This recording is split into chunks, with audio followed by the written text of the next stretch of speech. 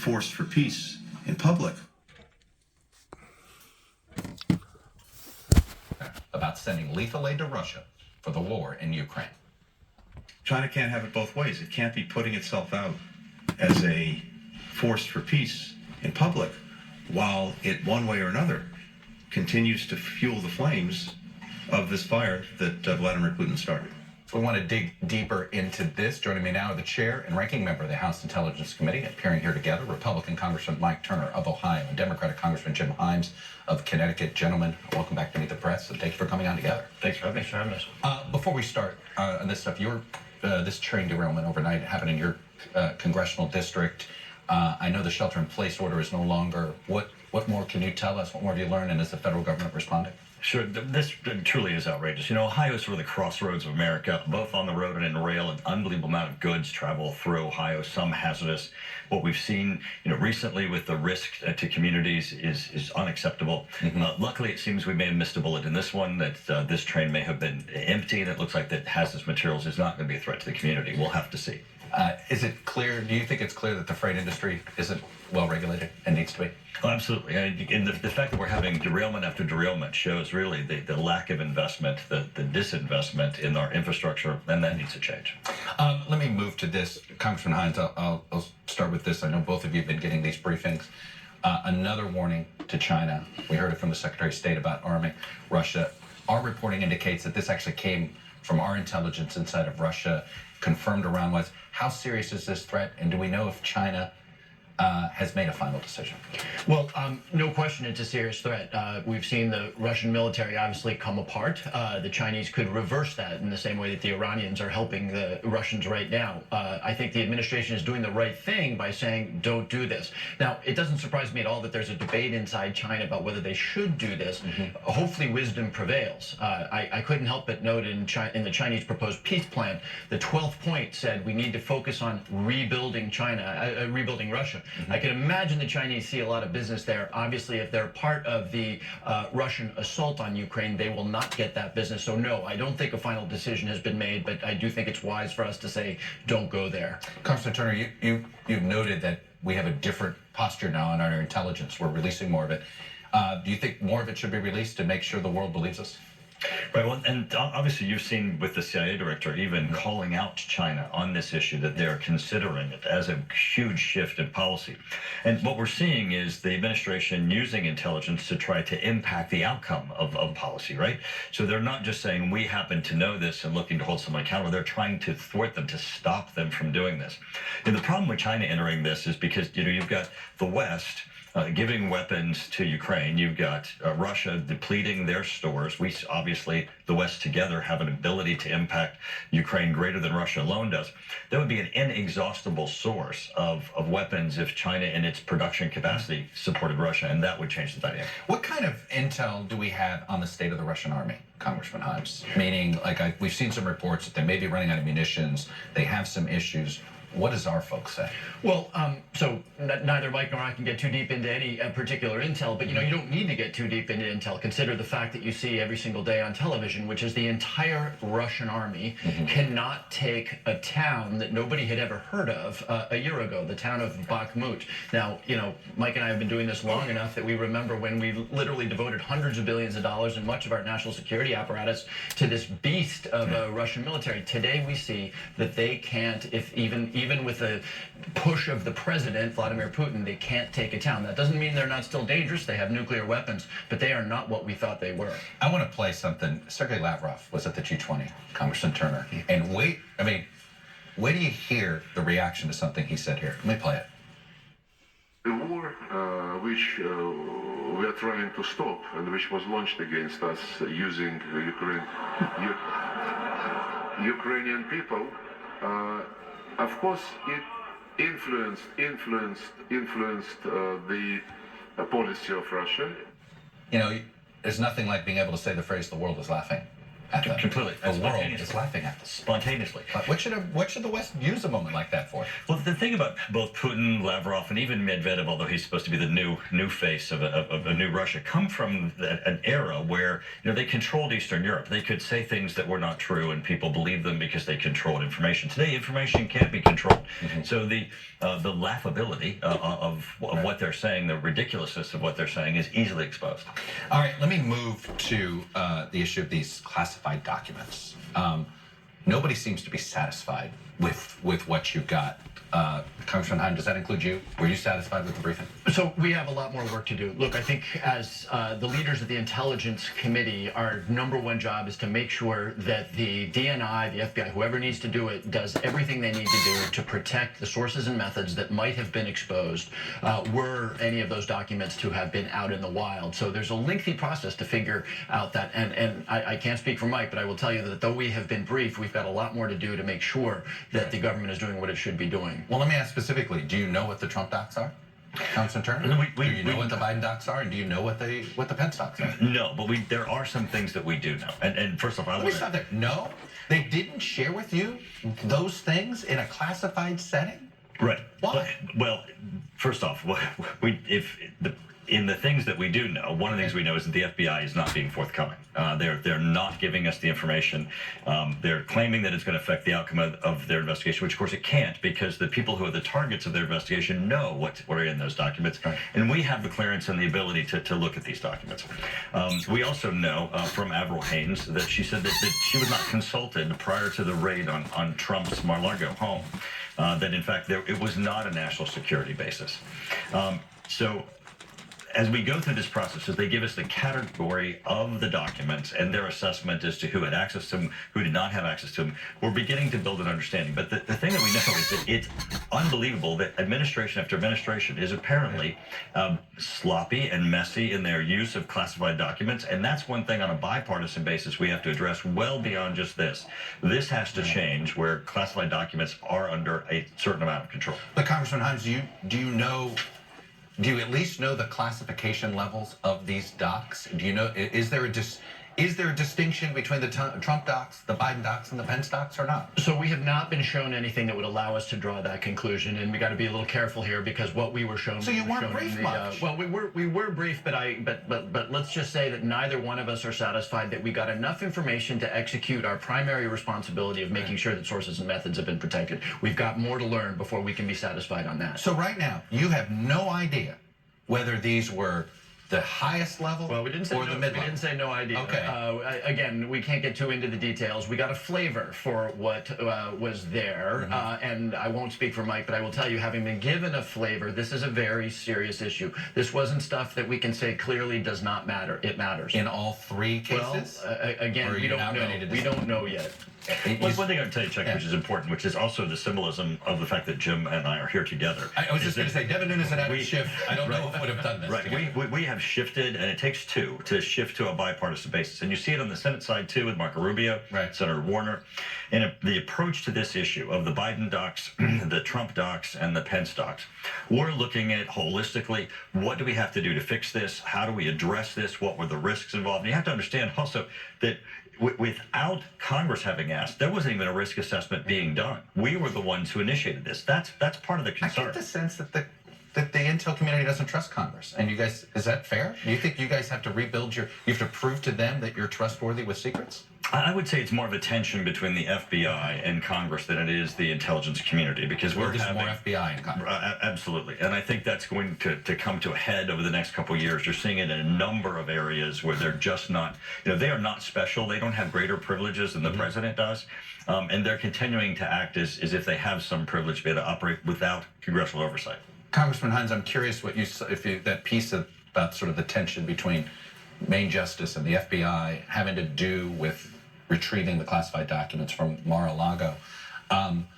It looks like there was fear going in of retribution. The FBI Are they more concerned about perception than whether they're doing their job? Are you worried about this? Well, two things about the FBI. First of all, and Mike's right, they are subject to congressional oversight. Secondly, they do have to preserve the integrity of their investigation, and there are investigations on board right now. So we need to work with them because both of us, everybody wants them to be able to do investigations in an unsloppy manner. We've got too much of a history of investigations in a somewhat sloppy manner. But of course there was consternation. Look, it's one thing to conduct a raid on average Joe citizen, to conduct a raid on a former president who, and I hope I don't insult my good chairman here, who was sort of known for his aggressive retribution against people he didn't like. I'm sure that got a lot of discussion. But look, the lesson to be drawn here is if you don't want to raid on your home, don't take a year to cough up documents that we know are out there.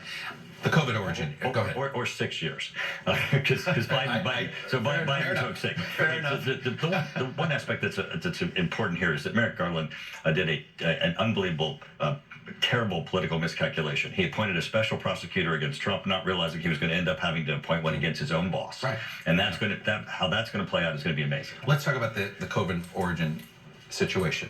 I think a lot of people were surprised to learn that the Energy Department had an intelligence agency. And in fairness, and I some of us know that it's true. They deal with our nukes. There's a reason for it. But a lot of people didn't know. But they labeled it low confidence. So how should the public take that? Well, it's not actually been released yet. These are all leaks that are reporting this. Great. So all the more helpful to messing up this story. So we will fair. neither confirm nor deny that they actually said that. But let's assume that they did. In all of this, because there's no direct evidence, we don't have China admitting it, we don't have Wuhan lab handing these things over. Right. All this is being assessed by looking at other aspects of the release. But I can tell you what one thing that's of great concern is that the 90-day review that was undertaken, whether it was both a classified report and an unclassified report that came out from the intelligence community, in my opinion, they don't match. If you read the unclassified version and then you read the classified version, you would have thought that there would have been other things, other conclusions in the unclassified version.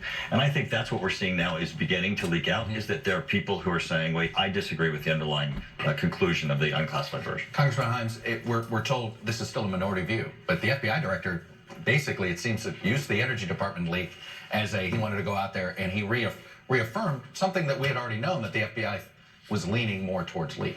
Yeah, look, I mean, you need to take a step back here. And just as Mike said, we have so few facts because the Chinese regime has obfuscated. Look, this is hard to figure out when you can do it in Atlanta at the CDC if something goes wrong. We have so few facts that inevitably different agencies are going to arrive at different conclusions. And when an agency slightly adjusts its interpretation, as the Department of Energy may have done, that doesn't mean that all of a sudden the government has a firm view. It may be forever before we actually know exactly what happened.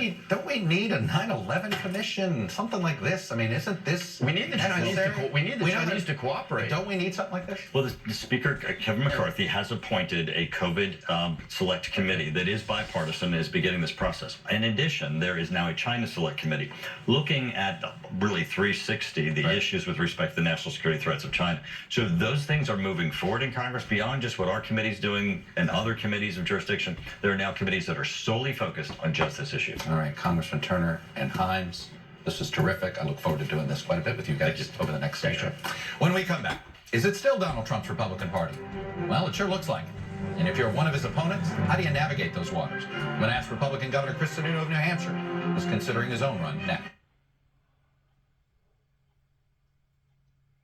This deal, are you looking for your permitting reform, for example, that Democrats didn't deliver on, though they had told you that you would have an agreement on? Are you looking for that to be tucked into a potential bill in this agreement that you're saying has to be struck between Republicans and Democrats? Well, rather tucking something in, we're not trying to hide anything. Basically, we don't do permitting, and we don't have permitting reform in America. We're not going to meet the challenges and be energy independent, energy secured. If you're not energy secured, you're definitely not going to be a superpower of the world, and depending on other parts of the world to provide what you won't do for yourself. That has to be done. I don't care what side of the arena you're on. If you want transmission, if you want pipelines, if you realize we're going to have a balanced energy proposal, that's what the Inflation Reduction Act was for, energy security. The administration, this administration has touted that as strictly an environmental bill. It's good for the environment, but it's also very, very necessary for us to have the fossil energy using it better and cleaner than anywhere in the world. to have the security we need. That's what we need to do, and that's what they've been avoiding. You Yeah. have to have permitting. If not, all this is going to be voided. I want to ask you about what appears to be some separation between you and the president. You were quoted a few days ago as saying, "We're just in different ball games. We're not even in the same ballpark on many things."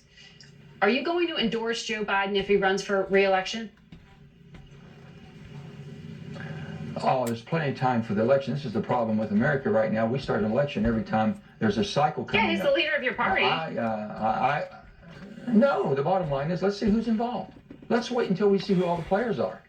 Let's just wait until it all comes out. My main purpose right now is to work for my country and my state. That's my responsibility. I'm not going to make my announcement for anything until the end of the year. I'm not going to make a decision what my political position is going to be or where I'm going to do for my political future. I won't do it until the end of the year. I got too much work to do now. Your political future, you mean the question of whether you personally are going to run for re-election in the Senate in West Virginia. Your Republican Governor Jim Justice says he's going to run for your seat, or he thinks he's got a good shot at it. Why haven't you made up your mind? The bottom line, I got plenty of time to make up my mind. The election is not until November 2024. We don't even file until January of 2024. And to be running and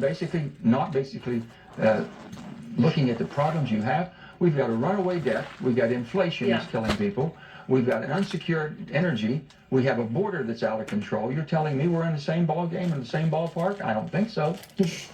Well, you said, let's see who all the players are when it comes to running for president. You said you're not running for president. Is that an open question, though?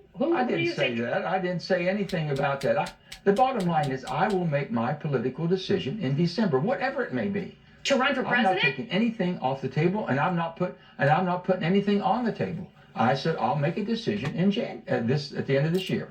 You'll make a decision at the end of this year as to who you will endorse for what my president. political future will be. No, but for president. What I will be involved with, how I'll be involved. I will be making any decisions I make politically will not be done until the end of the year. I'm focused on fixing what's wrong with Washington. And the politics are so toxic, the more you talk about this party, that party, what candidate and this candidate, look at what you have facing you right now. You've got inflation. Mm-hmm. You've got basically energy. You've got unsecured borders. You've got geopolitical unrest. And we're talking about everything but that. We have a lot to talk about, and Senator Manchin, you're welcome back.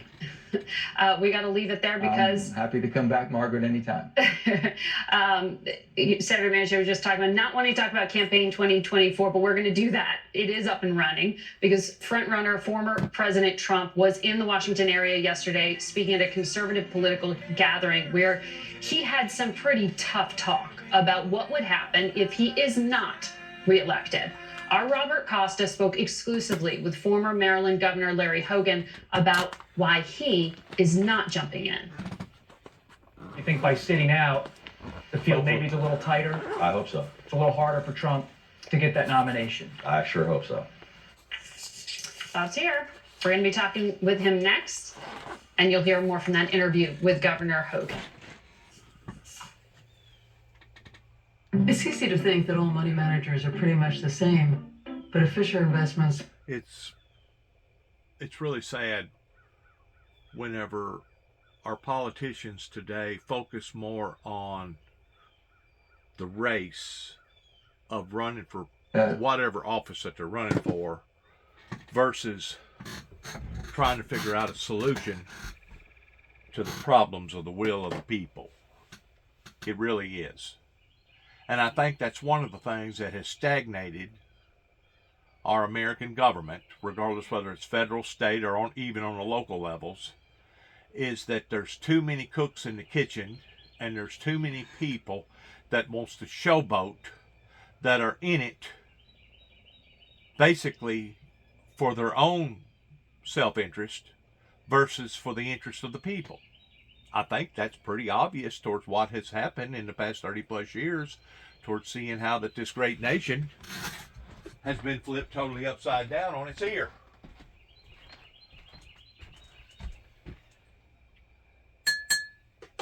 In the meantime, nobody obviously thinks that this is serious or real enough that they want to address. They claim that they're addressing climate change. They claim that they're addressing the events that's happening worldwide right now that we're now seeing elevate on a day-to-day level. They claim that they're concerned,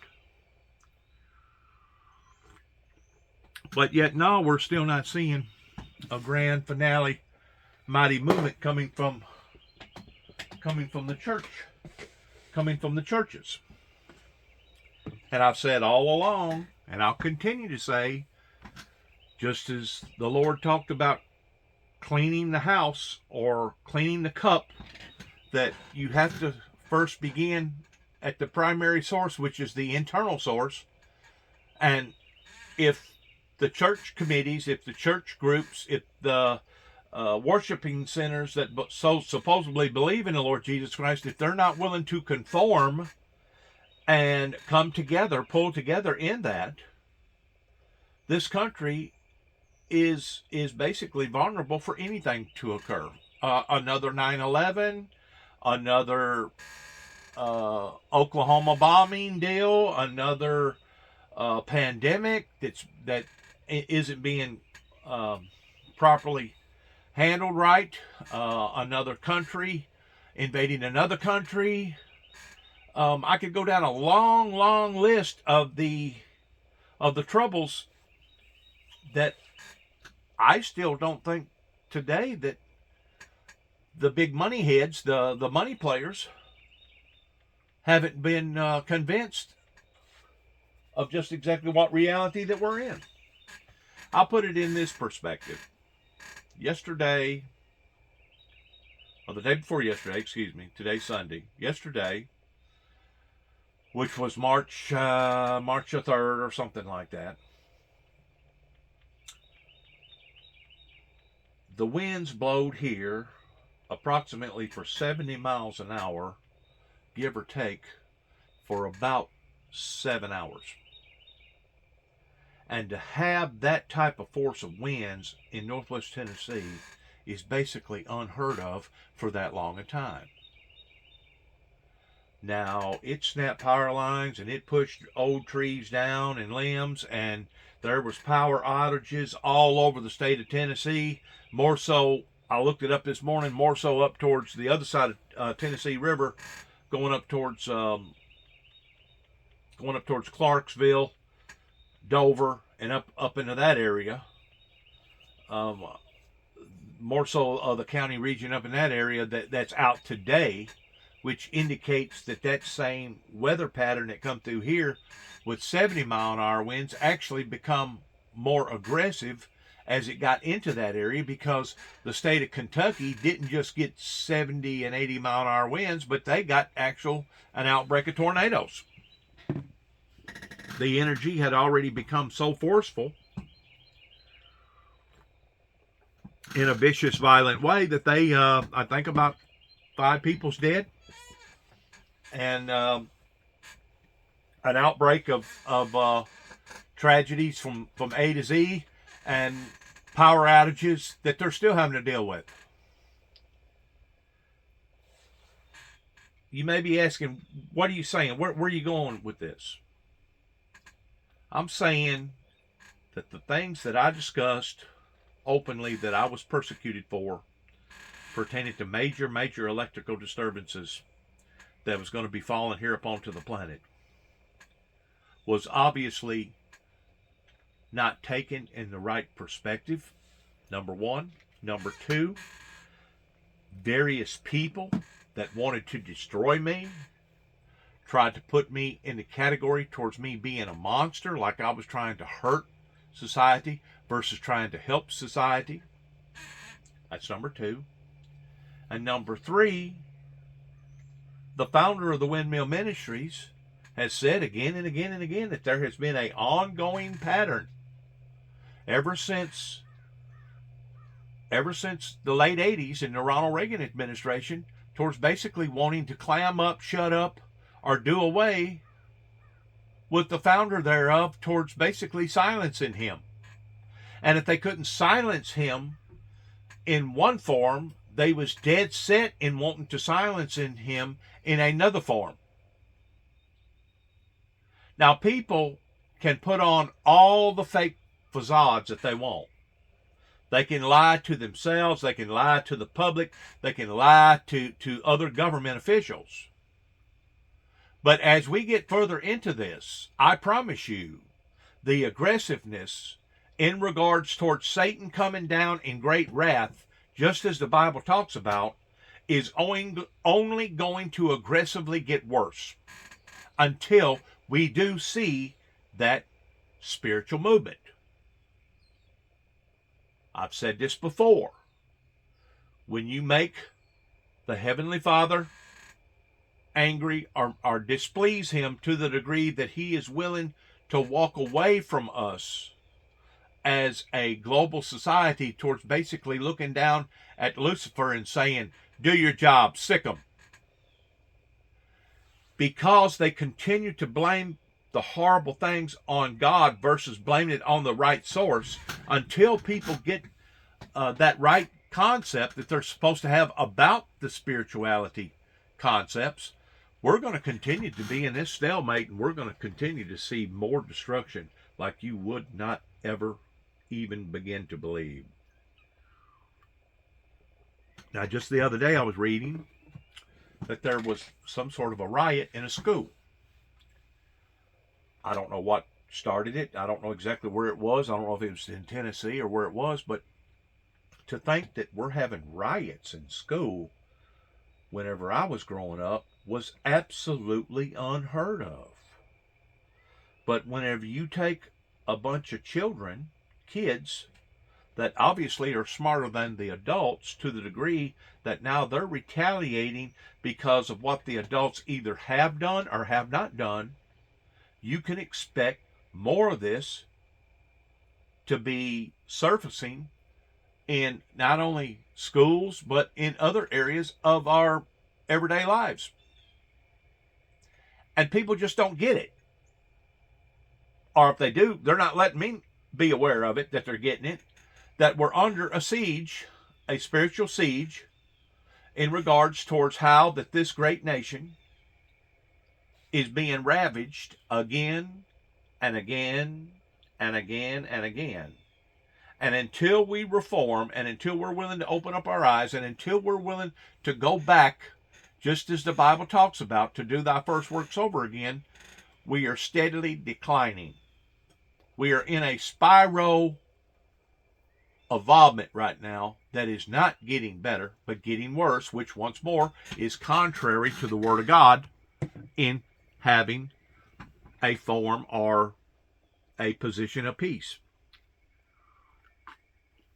America, pertaining to our politicians, has been the world's worst, or you can look at it from another perspective, towards the world's best in speaking out of both sides of their mouth. They say one thing, but in actuality, they do just the very opposite, usually. And it's very obvious that those that have had these positions for the past 30 plus years have led us down a road of catastrophe on almost every level from A to Z. But yet no, the founder of the Windmill Ministries missions here at 291 Thompson Road continues to either be ignored or lied to or lied about in regards towards how that these people that was engaged in this movement, this resistance movement that began in the late 80s during Ronald Reagan's administration, that obviously they don't want to come clean, number one. Number two, they could care less about the rest of the people. And number three, proof is in the pudding in how that they are actually willing to sit idly by and let teetotal hell bust loose in our communities, by and large here in America, before they're willing to come clean and go back and retreat from their ideology or the lies that they have pursued now for the past 30 plus years. In the meantime, a great deal of these people are dying. They either have died or they're in the process of dying because of old age or other elements that is now withering up into their flesh. And that's exactly what they wanted for the Windmill Ministries missions. Rather than me take on the reins, grabbing the bull by the horns in regards towards actually attacking the demonic forces that has put us in this position to begin with, they rather me just sit idly by. In the meantime, they chit-chat, they gossip, they lie, they connive, they do everything but the right thing in regards towards what has put us where we are right now in March of 2023. So as far as I'm concerned, all this hullabaloo that we continue to be bombarded with by these politicians from A to Z, regardless whether it's Republican or Democrat, is nothing more than a big smokescreen, a diversion, a distraction towards wanting people to take their minds and their eyes off of that in which what they should be focusing on, and focusing some more on the BS that has obviously put us in this position to begin with. Until we're willing to re-examine our own personal lives and go back, just as the Bible talks about, we will only continue to dig our trenches and our problems even that much deeper. Like I said, children, young minds that knows the difference between right and wrong and can obviously see how that their future, because of the elderly society, the baby boomers, they can see how that their future has been jeopardized. Especially whenever you put all these dots together, and how that the college and the university society has let so many people down here in America, to the degree that the president basically has to enact some sort of a pardon for billions of dollars worth of loans that was made in people's hopes that they thought that if we go to school and we get this degree hanging on our wall, then we have a guarantee of being able to succeed and go a little further into our successes in life. That way, maybe we can accomplish the things that they have accomplished. Well, you know, I've reached a level that if that's what I got to do is connive, steal, lie, manipulate, and mislead people, I'll be more than content in having what I have right now. In other words, that beater that I drive right there, which is a 2005 Metrix, that looks like, you know what, on the road, still gets me to point A to B, I'll continue to keep driving that versus me lying to the American people and telling them that I have a solution to the problem, and in reality, you don't have nothing. The only thing you have is a motivation towards wanting to basically feed your own pockets and take care of your little surrounding circle of those that are involved in your life. We have seen this again and again and again. Once more, we have seen the American people renege on their responsibilities towards holding these people accountable and responsible that has put us in these positions that we're in right now. I understand and realize that it's wrong for the children to demonstrate their behavior the way that they're demonstrating their behavior, but at the same time, hasn't it been just as wrong pertaining to how the adult society, the baby boomers, has led not only themselves, but all of us in this endless road of doom and gloom, to the point of being $32 trillion in debt, and all these problems with all the drugs, and all these problems with all the gun violence, and all these problems with the morale being dampened here in America, to the point that that is one of the contributing factors that has caused the suicides, which is based upon the morale, or it has been one of the contributing factors towards people basically going out here and snapping, going off the deep end, becoming unhinged and doing some of the crazy, obnoxious acts that they're doing towards going on a rampage, killing, and etc. I'm living right now in a world of insanity, as far as I'm concerned. But yet, no, I get fingers pointed at me every day that I'm the one with the sick mind, that I'm the one with the sick heart, that I'm the one that's the monster, while these people continue to play off again and again and again, that basically does not know their asses from a hole in the ground. That goes all the way back to 30 plus years ago. And until we're willing to allow for the Holy Spirit to guide us, direct us, be our mentor or teacher, our instructor, until we're truly sold out to God and tried to dig our way out of this mess that obviously all these politicians and all these people that has gotten rich off of these scams, charades, until we're willing to come together and allow for the Holy Spirit to be our guide, basically be our spotter, we're only going to dig our hole that much deeper and deeper and deeper. And of course, that is so satisfying to so many people pertaining to those that has either been resistors in this movement, or those that never was saved to begin with. That was a bunch of phony baloney Christians, lukewarm Christians, or those that was in the position towards claiming that they had the right thing, but knowing all along that they didn't, towards trying to destroy God and God's people to begin with. In other words, that would be to their advantage, and they know that the longer that this goes on towards playing this little weight game, the longer that we can sit back and say, well, you know what?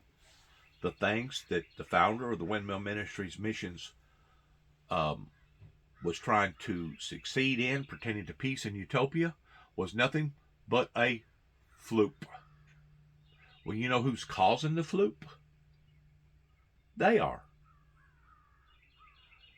They are causing the fluke. And the reason why that they're causing the fluke is because of pride, arrogantness in their own hearts.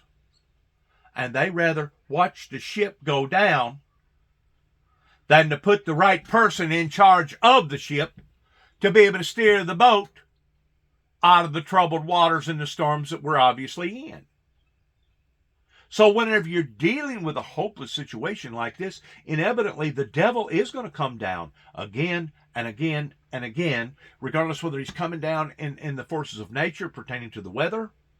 And it can be just as horrifyingly horrible pertaining to the winds either being too strong or not strong enough, towards the rains being either too plentiful towards flooding versus the rain's not coming at all.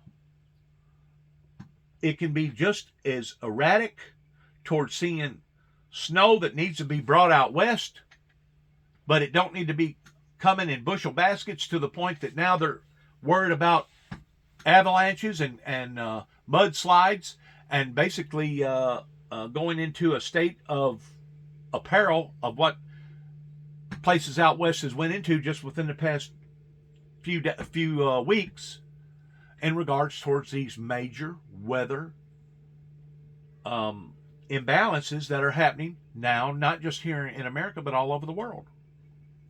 I continue to keep telling people, and I realize that a lot of people don't like criticism.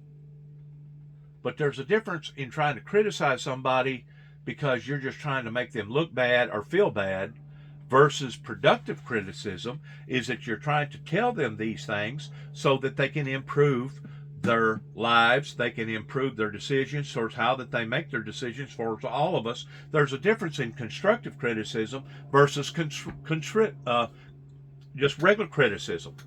That's the part that I can't make contact with my son, that obviously he wants to live in his own little world pertaining to his own reality about his dad, about his granddad and about himself. And until he's willing to snap out of it, either through the powers of God or through the grief and despair that's going to be falling up into his own personal life, in which, don't get me wrong, I don't wish for no type of grief or despair to fall into anybody's life, especially one of my own biological sons, which is my only son.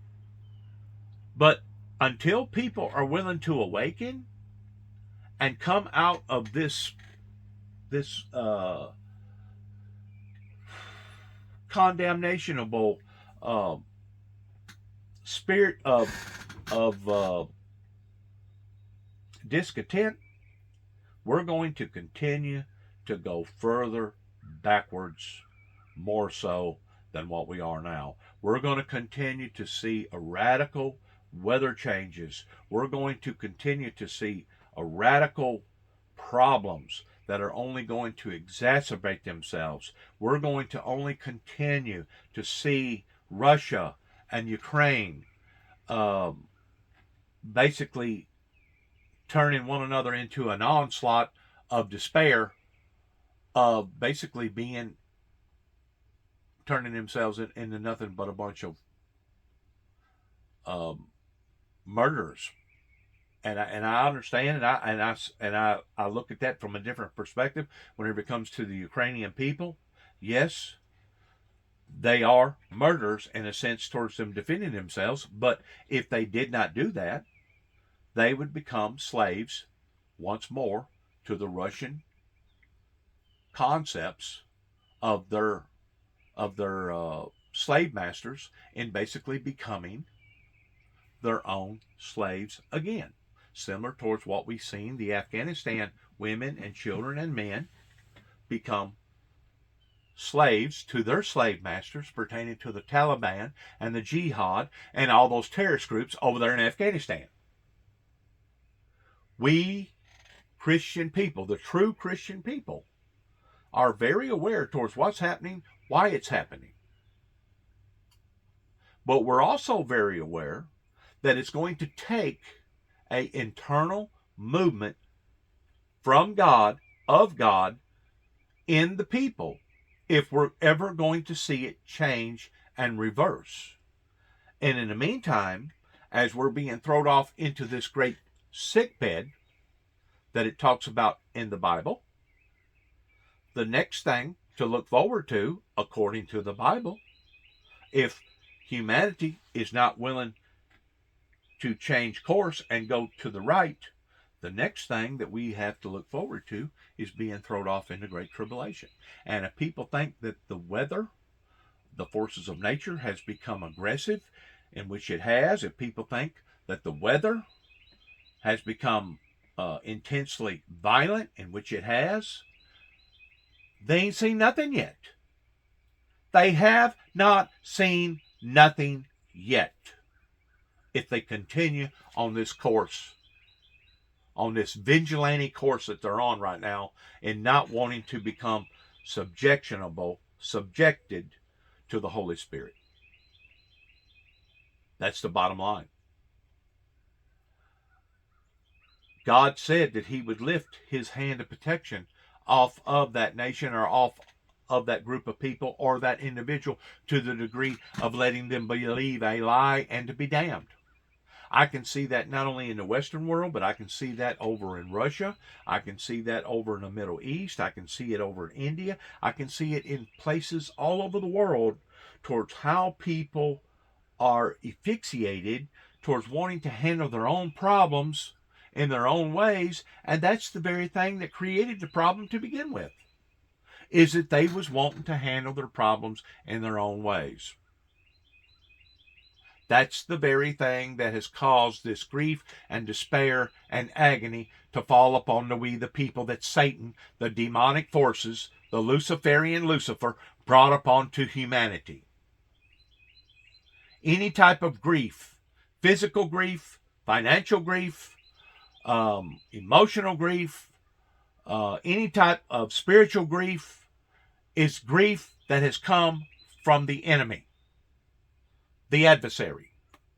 And you can't tell me that it's not the adversary that comes down in these great forces, either with too much rain or not enough rain or too much forceful wind or etc., you can't tell me that these are not the forces coming from our adversary, because God the Father is not going to be doing this to his own people. But what God the Father will do is lift his protected hand up off of that people to the degree that basically Satan and Satan's forces, his supernatural forces, will basically have his way. And obviously, that's the part there of the brick wall that I'm still running into with all these various supposedly church organizations that says one thing but does just the very opposite. I'm going to use this for an example real quick, and then we're going to get back to the show. The minister pretending to Brother Brown that I was in contact with for a while whenever I first come back here, because I knew that that was one of my primary sources that I was having to go to be able to discover some of the truth pertaining to what all went on here. And I hate, I really hate that I've had to use piracy type tactics just to be able to exploit some of the things that I've had to exploit pertaining to some of the people that I've dealt with in the past. I really hate that I've had to use piracy type tactics to be able to exploit these truths. But at the same time, what I hate even worser is that these people thought that they was going to be able to underhandedly do these things and not be held accountable as far as people exploiting them after they have either done what they have done or after that they did not do what they should have done. Because to me, it's just as vitally crucial looking at it from one perspective as it is another. Now, obviously, I'm either talking to a group of people that don't care, or I'm talking to a group of people that are incapable of understanding some of the things that I've been putting out now on my social media platform, either in the form of YouTube or Facebook, that either they're incapable of understanding what I'm talking about, or they do understand what I'm talking about, but they're not willing to accept it and work with it from the proper perspective towards trying to make it better. So because they're not willing to work with it on the perspective towards trying to make it better, they actually become the problem versus the solution to the problem. Now they think that they're just on an easy ride, okay? They think that as long as they stay out of it, that they're out of it. They think that as long as they remain quiet and silent and they don't voice their opinion one way or the other, and they continue to sit with their hands up underneath their hips, that they're basically not involved. But I got news for these people that think that. They are involved. And you have made a decision towards not making a decision. And your decision is a reflection towards, rather than them being a solution to the problem, they actually are the problem. By you not doing nothing, you are doing something. You are being part of the problem still, rather than the solution to the problem. And until we're willing to examine our own hearts, our own lives, and I'm talking to the choir right now pertaining to myself, until we're willing to reevaluate our own personal lives and who we are and what we're supposed to be and what we have not been, you can swing at this thing all day long. You can throw all the money you want to at this thing, and I've said this before. You can throw good measure into bad will, but you're still not going to accomplish nothing. you're still not going to accomplish nothing. And the reason why is because you was not willing to do it in the proper frame of mind or in the proper spirit in letting God direct us in taking control of the ship and leading us out of these troubled waters. And you have to admit, Well, the Republican. you have to admit that they are troubled waters. We're living in times right now like we've never seen before, not just politically, not just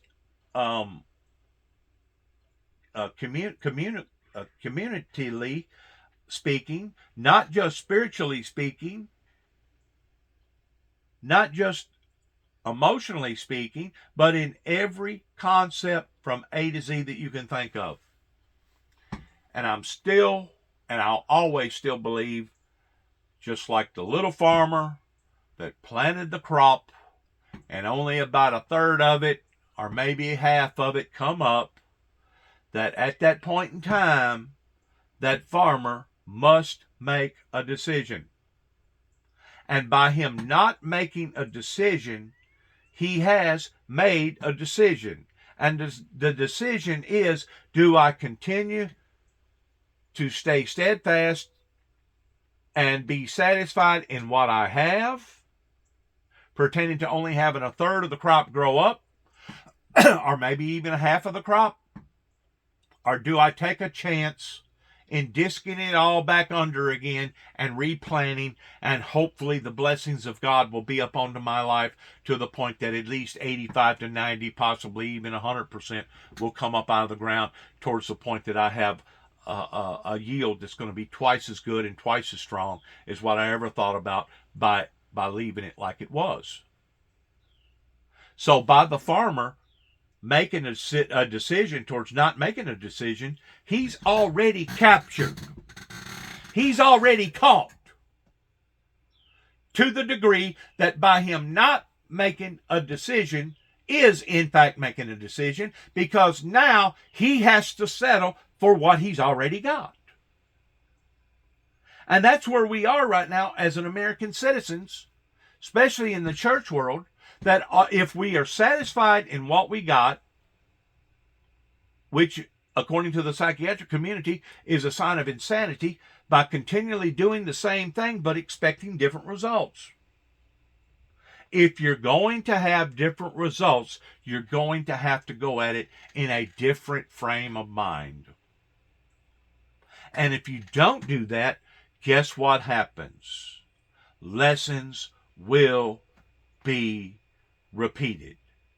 And that's basically where we are at the doorsteps of, towards possibly seeing a major calamity coming out of the war situation,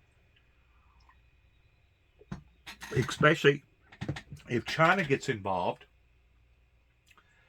and North Korea gets involved and Saudi Arabia gets involved and all these other countries get involved. It basically turns into a what? A fiasco. It turns into anarchy. And usually when that occurs, people's lives get destroyed. And instead of moving forward in the solutions to the problems, you're actually moving backward. Our laws over here have gotten so far out of whack to the degree that they have basically become a joke in regards towards what's actually occurring. I do want to give our governor, the state of Tennessee, 2 thumbs up towards their decision, towards what they made pertaining to the LGBTQ communities, by and large, that wants to flaunt their sexuality in open public in front of not only the men and women, but also in front of the children. That it's basically exposed nudity. This has been out of hand now for quite some time. I've seen the results of it more so out west in the San Diego area, San Francisco area, LA area. out west. And I guess you can also account towards Portland, Oregon, whenever they wound up basically confiscating a 8-block terminal and basically holding the city hostage, and what that they was doing up there a few years ago towards all the rioting, etc. But whenever you go down to the Keys and you see some of the stuff that I have witnessed out in the public towards people doing what they're doing, there is absolutely no doubt in my mind that something needs to be done with anybody. It doesn't matter if you're of the rainbow family or if you're a straight family or whatever, towards people getting out here flaunting their sexuality, immoral practices in front of children.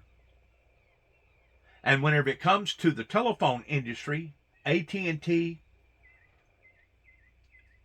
Verizon, all the other major telephone designers pertaining to smartphone technology, pertaining to social media platform, they should be ashamed. They should be ashamed. Because they have invented something now that is basically a Wild Wild West show. And now any children, good children, I'm talking about really, really wholesome, loving, godly children, that are now having to struggle with the temptations of immoral sexuality at such of a young age that they themselves has become confused and mixed up towards not knowing the difference between righteousness pertaining to godliness versus unrighteousness pertaining to ungodliness. And I think the reason why that has occurred is because the adult society over here in the Western world and throughout the world has opened themselves up to this entrapment that the devil has placed in front of our eyes. And now we're seeing good, sound, decent families being destroyed on account of it. We're seeing good children that at one time believed wholeheartedly in the teachings of Christ coming out of the King James Version that are now no longer even wanting to associate themselves with Christianity. We're seeing couples, good, strong, loving couples, now diverting from a heterosexual atmosphere towards now they are wanting to sway towards becoming just the very opposite thing that they have always been taught that they didn't want to become. Why is that? Because the influences have grown. Why has the influences grown? Because the Bible says that in the last days Satan will come down in great wrath, displaying his own personal pleasures against humanity towards trying to cause humanity to fall the same way as he fell. That's why. That's why. And until we're willing to wake up to those matters, and until we're willing to actually do something and say something about those matters, things are going to continue to get worse. Now, you can be like my son, okay, that wants to point his finger at me towards accusing me of being an asshole. But my dad's just an asshole. Well, if my dad is an asshole that's standing up for the godliness of God, that must mean that God himself is an asshole. But in reality, it's not neither one that's an asshole, but it's the person that's accusing us of being an asshole that's an asshole. It's the same thing as the people that was trying to accuse the Lord Jesus Christ of committing blasphemy, that they felt like that was giving them the entitlement of being able to kill this individual simply because they did not want to believe that Jesus was who Jesus was. It's a reflection upon to the very same thing that I've been teaching and preaching now for 30 plus years, especially since I've been putting out all this social media platform material out there, is that the people didn't want to believe that I did not threaten the President of the United States pertaining to George Walter H. Bush's life in the early 90s. They didn't want to believe that Juby actually had a good heart, that he was concerned more about humanity and the love of the Heavenly Father versus not being that way. They didn't want to believe that. They wanted to put me in a bad category. Now, because they have taken the bait, hook, line, and sinker, now you got pride, you got stupidity, and now you got arrogance to throw in there in that same pile. But whenever it comes to the point that people like my son wants to demand, and my father had the exact same characteristic, which would be my son's grandfather. He had the exact same characteristics that he wanted everybody to apologize to him, but at the same time, he wasn't willing to be held accountable for his own imperfections, for his own inadequacies. And whenever it reaches the two-sided level that now you can't see the trees for the forest, you have a unbalanced society.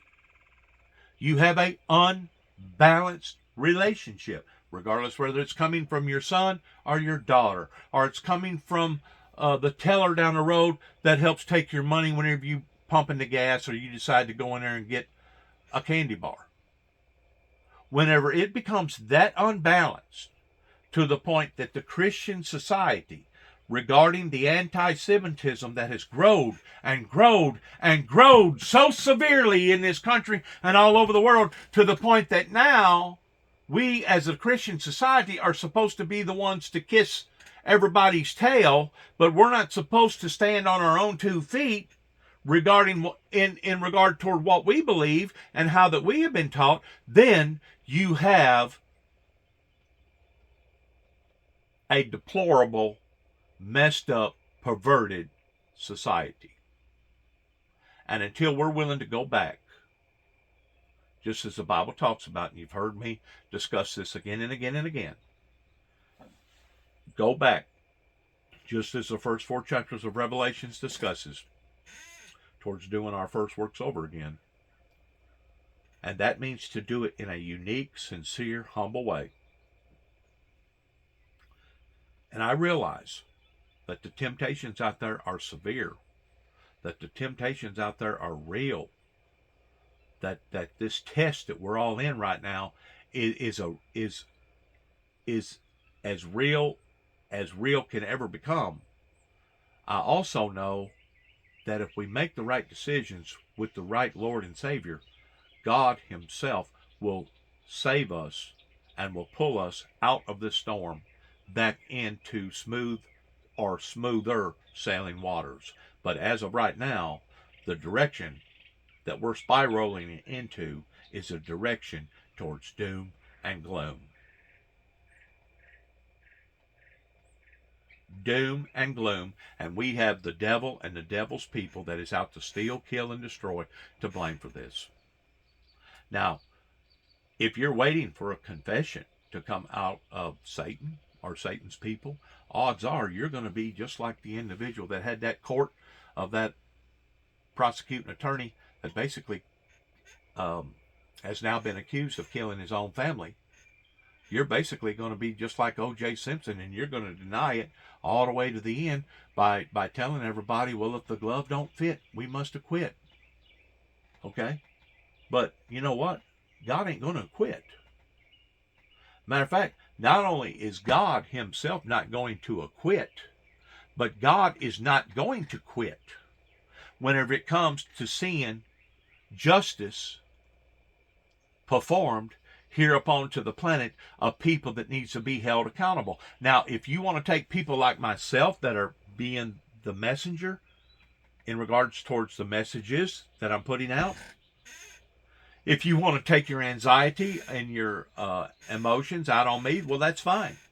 Because as far as I'm concerned, you ain't doing nothing but cutting off your own nose to despite your face. And my son has done this to me now for the past 25 years, ever since basically my wife walked out of my life, or I say 25 years, going back to 2005, which basically is 17 years. He's done this now for the past 17 years towards throwing this division or this wedge in between him and me. And if that's the ball game that he wants to play, that's fine in one way. It's really not fine at all. But if that's the game that he wants to play, then let him continue to play it, because it's his loss. and not mine. And I'm going to stand true to my convictions in the Lord more so than the convictions either with my own flesh and blood or with the convictions that I'm supposed to have with various community leaders or so-called friends or so-called Christian brothers and sisters. I'm going to continue to stay steadfast. Now, one of the things that I admired about the Truth Love Church over in Humphreys County, pretty close to Waverly, Tennessee, is that whenever I went to that church and I got to feeling out various members there, I didn't go too many times because I didn't have to. But whenever I found out that they put their emphasis more upon to the leadership of who their leader is, more so than the leadership of a committee, that's whenever I got to looking, and you know what?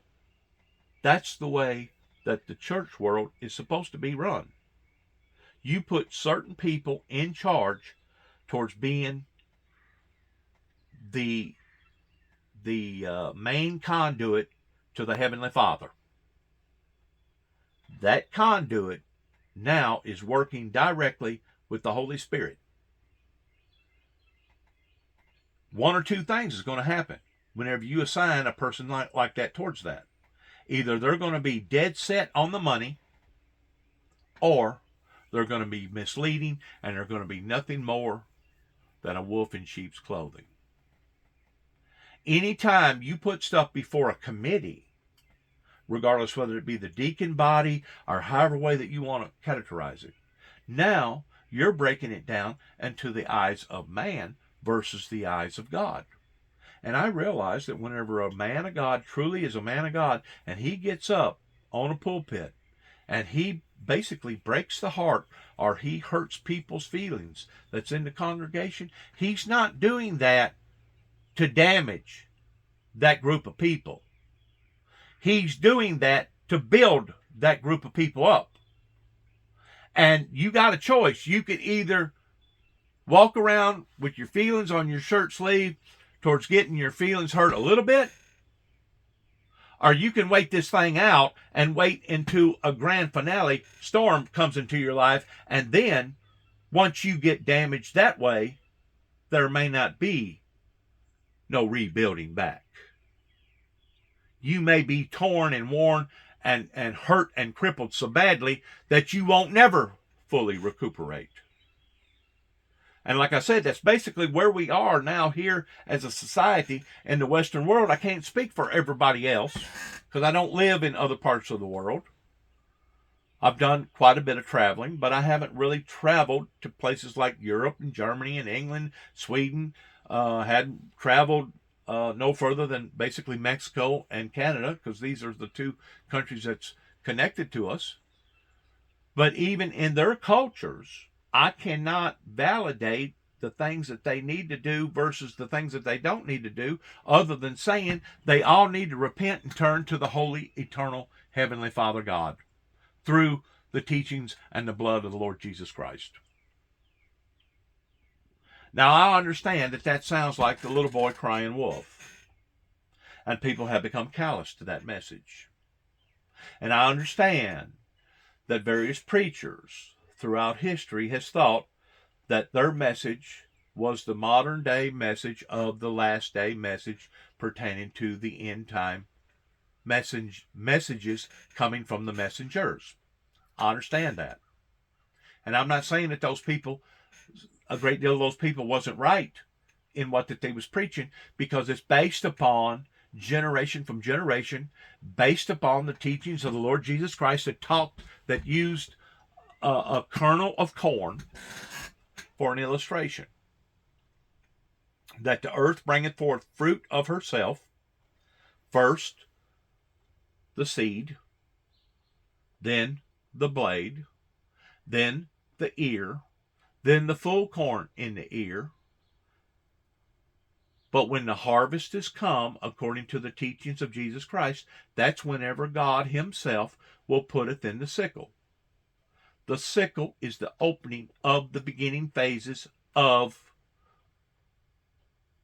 the seals being opened. And there's just as much emphasis upon one seal as it is the second seal, as it is the third and the fourth seal that leads into the seven seals. There's only 4 horsemen, but there's 7 seals, and the 4 horsemen is part of those seals. These things are being displayed openly, not to hinder, not to harm, not to badger or cause humanity to go backwards, but rather than to help humanity. So many preachers want to say, oh, it's God that's doing this. Oh, God done that. Oh, God done this. You need to take God out of the equation on a great deal of the grief and despair. And though God may have allowed for it to happen, that doesn't mean that God actually made it happen. The devil is out to kill, steal, and destroy. And this is the part that most people that even claim to be Christians really has never fully accepted the concept of, that we truly have an adversary that is out there wanting to damage us and bring harm and hurt into our lives. Not just in a spiritual level, but in an emotional level, in a financial level, in a political level, on a community level. And until we're willing to wake up to that concept and understand just exactly what we're up against, we're going to swing at it every time and miss it by 3 foot. Because we do have an adversary that is out there to kill, steal, and destroy, that is the author of confusion. And you got to admit, right now, instead of America being united, we are divided, and because of it, it is making us weaker and weaker and weaker every day. And I think I can validate that for the past 2.5, 3 years since COVID has hit, that has only brought emotional distress, harm, and unbelievable anxiety into people's lives on one form or fashion in just about every concept that you can think of. Behind Trump to about 60% after January 6th, to it's down to about 30% now. There's about 2/3 of the people in the Republican Party, while they might have supported Trump and Trump's policies, they really are ready to consider moving in a different direction. But he's still leading the polls. He's leading in the polls, and there's no question he's a formidable challenge. But I think, a year is an eternity in politics, and the first primaries are about a year away. So I think what it looks like today, it could be completely different than what it looks like a year from now. You are a 2-term governor, just left office. You've long been connected to the legacy of Ronald Reagan, conservative movement politics. Is your decision to not run in 2024 in any way an acknowledgement that that party, that version of the Republican Party, is fading or even gone? I don't feel that way at all. I think we certainly went off in the wrong direction, and we're not back on track. It's going to take a while. We're not there yet. I would say the party of Reagan is not dead, and neither is the party of Trump. How serious is this moment for your party in terms of beating former President Trump? If he wins the White House again, what would that mean for American democracy? Well, I'm hopeful that it's not going to happen. But what does it mean if it does? Then I think we're going to have to do some soul searching. We're going to be digging out for a long time. But look, we've lost 7 out of the last 8 popular votes in the presidential race, and we've had 3 horrible election cycles where we should have had a huge pickup in the last election. We didn't. We lost before that, the Senate, the House, and the White House. We've got to start getting back to a party that people will vote for, or we don't get to govern. When you look at your effort to try to get the Republican Party to come back to its conservative roots, you're facing a lot of obstacles. There's a big battle over what the truth is. And the recent Dominion lawsuit against the Fox News, the Fox Corporation, is one example of how there's a real battle over whether election fraud happened or not. All these false claims of fraud are out there right now in the political discussion, especially on the right. What's your response to the Dominion lawsuit against Fox News, and what does it reveal about the Republican Party and perhaps Fox News? Well, I don't know all the details of the Dominion lawsuit, but I'm certainly following the controversy. And it doesn't come as a surprise because for years we've had people who, I would hear from elected officials and leaders of the party and people in Congress or fellow governors or people in conservative media that would say privately something. I was always telling the truth, and I was, sometimes criticized for it, but I always stood up and said exactly what I thought. People would say to me, "Oh, I agree with what you're saying, but I can't say it," or they would, they would know the truth, but say something different just to win votes. And I think that's part of the problem. And I think we've got to get back to truth telling, and we've got to stop the conspiracy theories. It's why we lost all the elections in this last race. I mean, the people that were spouting election lies and that were saying that nothing happened on January 6th or that the pandemic was fake, the virus didn't happen. Oh, they all lost. And the people who actually won were the common sense conservative Republicans like me, who were actually able to win swing votes and that were talking about issues like the economy, like crime and education. They were focused on things people cared about. We can't keep looking backward, and we can't keep, denying facts. Is Governor DeSantis somebody you could see yourself supporting as the non-Trump candidate in your party? Well, look, the people of Florida just overwhelmingly elected Ron DeSantis. I said earlier that I think governors are a good training ground to become president. We have a lot of great governors to consider.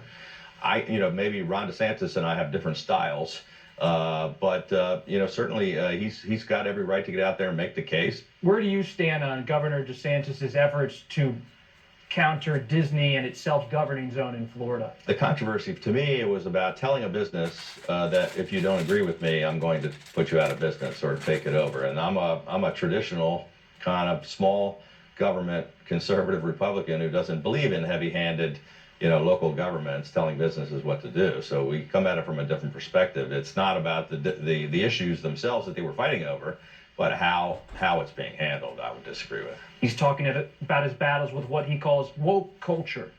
What does the DeSantis approach tell you about his politics?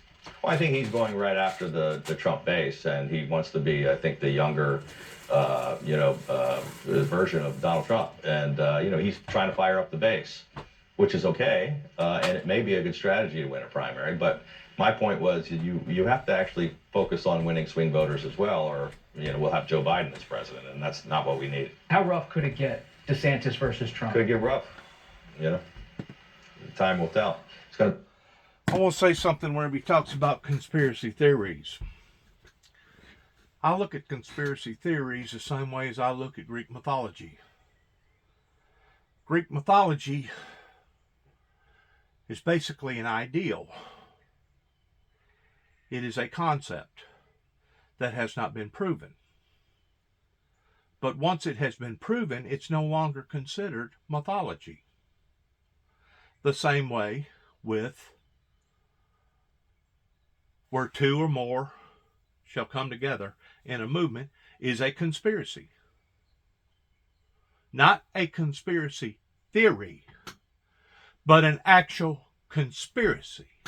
And I think that's where a lot of people in America don't understand the differences between a theory versus the real deal that I've been telling them about in regards towards the 9 tapes that went to the White House, in regards towards how that, yes, Reagan did accomplish working through the Holy Spirit, not through me, pertaining to my testimony, that the world was not going to end by a nuclear holocaust by man, but it was going to end the way that the Bible, not the people, but the Bible had predicted for it to end. The only problem was that whenever Ronald Reagan got off the airplane, people was not willing to pursue that. Now, they talk the talk. They say, "Oh, I'm a Bible believer. I'm a Bible believer. Oh, I believe in God." But whenever it comes time in Luke 18:8, where it said, "Whenever God returns back, shall he find faith here upon to the earth?" People aren't willing to have the faith in laying down their lives for God as God's Son was willing to lay down his life for us. Now, we have people every day that's willing to lay down their lives for their neighborhood. We have people every day that's working with law enforcement that's willing to lay down their lives for a paycheck that's feeding their family or towards protecting their family or protecting even their neighborhood. We have people every day that's willing to lay down their lives for their country towards going to war against a combating enemy. This is where we're deviating from what I'm talking about. The enemy is within. The enemy, the true adversary, is the satanic antichrist spirit that moves and has been moving since the beginning of time in trying to lead, direct, and emotionally and spiritually pull people away from the true righteousness and the teachings of God through the blood of the Lord Jesus Christ. And until we're willing to reform from that ideology and go back, just as the Bible talks about in the first 4 chapters of Revelations, and clean the communities up from the inside, and I'm talking about communities, not just communities like Chicago, not just communities like New York or LA with all the homeless people. I'm talking about all the communities. And I'm not just talking about one country, I'm talking about all the countries. Until we're willing to look at this in a proper perspective, as I said before, we'll swing at it every time and miss it by 3 foot. And that's exactly what happened over in Kenton, Tennessee, whenever I first stood up putting out this message to the general public in 89, 90, 91. Then I stood back up again in 93. And then I periodically have stood up again and again in different time zones, but yet now to this day still do not have no supporters, but yet now to this day still do not have nobody that's willing to say, you know what, Juby, we really understand you and we're really for you. We're for the things that you're for, and we would really like to stand with you pertaining to the Windmill Ministries. I have yet to see that, and because of that, I still lean towards a group of people talking out of both sides of their mouth, just as the Native American people accused the Europeans of, towards saying one thing and doing something completely the opposite. They talk about love. They talk about peace. Okay? But maybe their concept of love and maybe their concept of peace is totally different than the concept of love and peace pertaining to utopia love that it talks about in the King James. Now, I've said this before and I'll say it again. Whenever Jesus talked about sinners having love for sinners towards birds of a feather flock together, there's no doubt that wicked, demonic, sinful love is a form of love. It is a form of love, but it is not the true agape love. It is not the sacrificial love, the same type of love that the Lord Jesus Christ had, that he himself was willing to take it all the way to the cross as he was dying and look up to the Heavenly Father and say, Father, forgive them, for they know not what they do. Until you're willing to reach that same status point in your relationship with God, in having that same type of love, I still question the authenticity of one's love, one's gratitude, one's appreciation, one's honor. What's actually motivating the individual from within towards them saying and doing what they're doing? Are they doing it for the wrong purposes? Do they have the wrong motives? I mean, it's pretty obvious that I've been abused, taken advantage of, demonized, dehumanized, and not supported for the past 30 plus years. Am I supposed to walk away? Am I supposed to give up? Am I supposed to be a deserter in the army of God by saying, you know what, I was wrong and they was right? I don't think so. I'm a straight shooter, and I'm going to call black, black, and I'm going to call white, white. And if there's something that I have done, I will be one of the first ones to stand on the podium and say, I am sorry. I was truly, truly misguided, or I didn't understand that, or I was in the wrong for my approach and how that I spoke out. I will be one of the first ones that will try to come clean with anybody's relationship, especially in the relationship towards the Heavenly Father in regards towards their personal relationship with the Lord Jesus Christ. I will be one of the first ones to stand up and say, I'm wrong.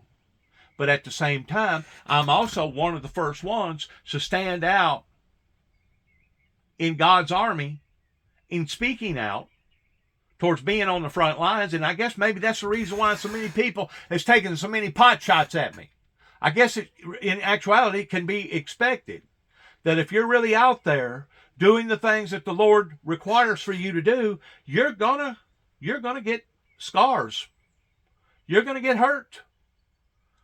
Your children eventually, just like an infant, burping one of them is going to throw up on you.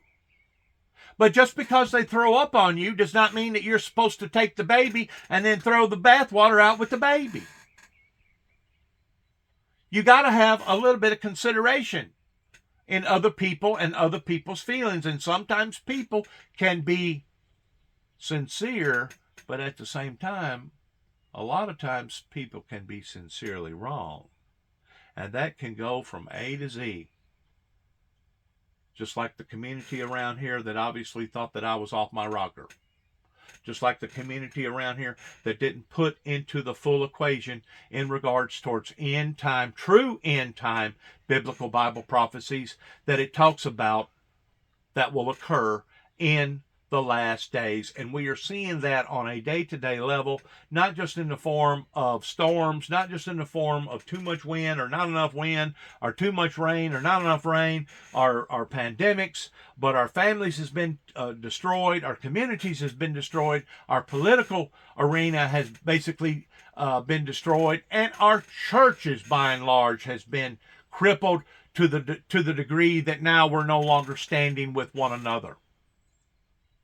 And that's what makes us weak. And the devil knows that. And because he keeps us separated like that, he knows that that's basically the only way that he can defeat God's true army. The Christian army of God. Well, I'm standing with God. And I'm going to continue to stand with God. Kind of like the old country song. I don't know who it was, Toby Keith or whoever it was that sung it. That this is my story and I'm sticking to it. Maybe it was Alan Jackson. This is my story. It has been my story since 1988, whenever 9 Tapes went to the White House, and it's going to continue to be my story. It ain't going to change. And if you're not convinced of that by now, then obviously I'm barking up the wrong tree. Just like Brother Brown that told me, well, Dennis, there's nothing stopping you from you promoting your message or you voicing your opinion or you preaching whatever that you want to preach. I said, Brother Brown, you don't get it. I said, you and your family, your Christian family, had an opportunity that you could have taken me under your wing while I was living in Jackson, Tennessee, while you was the minister at the Lighthouse Pentecostal Church. And I said, you brushed me off. You kicked me to the curb. A matter of fact, it was your son that stood up and said that what I was telling them was a lie. And the whole time it was not a lie, Brother Brown. It was the truth. So where does accountability start and stop at? I done what was required of me. I took my message before the deacon body and the church. Did the church listen? Did the church support the things that I was telling them? No, they did not. So now we're suffering the consequences on the decisions that was made years ago by various people that claimed that they was born again Christians.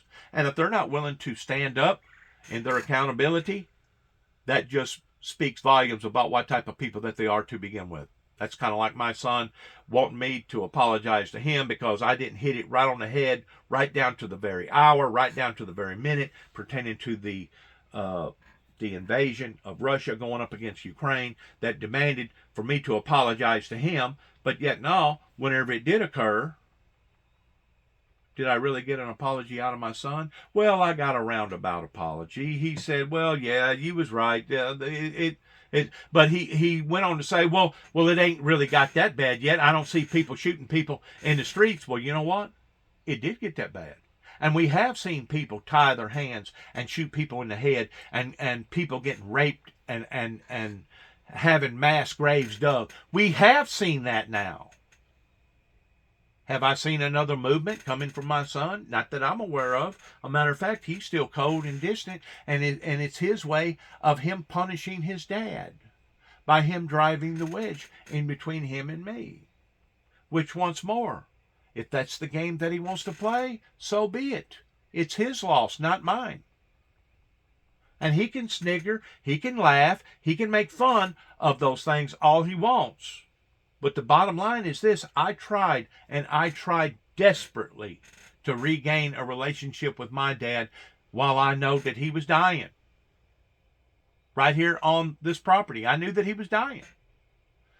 But it got to the point that every time I got around him, I didn't know if he was going to go into a coronary arrest. And I didn't want to have to walk around with the guilt of thinking that I had something to do with my own father's death. So I was forced to abandon that relationship and basically go my way. And I truly believe that that's the reason why that my biological father's spirit come to me within about 2 weeks after he died in apologetic form. That I'm sure that my son probably hadn't accepted this towards it being truthful neither. But, I can only tell what I tell pertaining to I know what I know, that his spirit fell upon me to the degree while I was working for a body shop in Missouri, Kansas City, Missouri, for two brothers, being paid cash under the table for about 2.5, 3 months, that it was so overwhelming that I had to stop doing what I was doing towards working on an automobile and going to the bathroom to refrain myself. Because it was that powerful. It was that strong. It was that overwhelming. And it wasn't just the grief towards me losing my father, but within that period of time, I felt the love and emotion, and I felt the remorse coming from my father, that he was sorry, that he was so sorry that he decided to do what he done in rejecting this message and making it so hard on not just me, but his rest of his family, that even to this day, I don't even think that my son has ever accepted. Which, once more, that's him. If he wants to live in a make-believe world, along with probably millions of other people that want to live in a make-believe world, that's you. But don't live in your world to the degree that you start dragging my world down the tubes. Don't attack me because of the vision that God has given me to give to others. Don't ridicule me or attack me because I know what the Bible says in regards towards peace and utopia and love and forgiveness and grace and mercy. Don't attack me because of your inadequacies. And that's what the community, by and large, wanted to do to me whenever I come back here in 2014. They wanted to blame me for their own positions that they held in not wanting to be a participant in the Windmill Ministries missions. They wanted to blame me because of that in which what they was a part of towards no longer having peace and utopia. Well, that was one of the things that, the reasons why in 2009 that I had to draw a line in the sand. And in 2005, once I realized what was going on, whenever my wife walked out of my life and I was attacked the way that I was attacked right up here in Martin, Tennessee, in Weakley County, towards falsifying files, that was one of the reasons why that I was led of God towards, you know what? It's reached a point, Dennis, that they don't want peace. They say that they want peace, but they really don't. So let's go at this a different way. Let's put out a message to the President of the United States, the government of America, that now, because of what has went on in the past, now a bloody road is ahead. And approximately about 1.5 to 2 years later, in 2007, long about June, up in Kentucky, was whenever God showed me to tell them that there was going to be immense whether radical changes to the degree of major electrical disturbances all over the world. That once more, that in and of itself was taken out of context. And the reason why I know this is because I got records to validate it.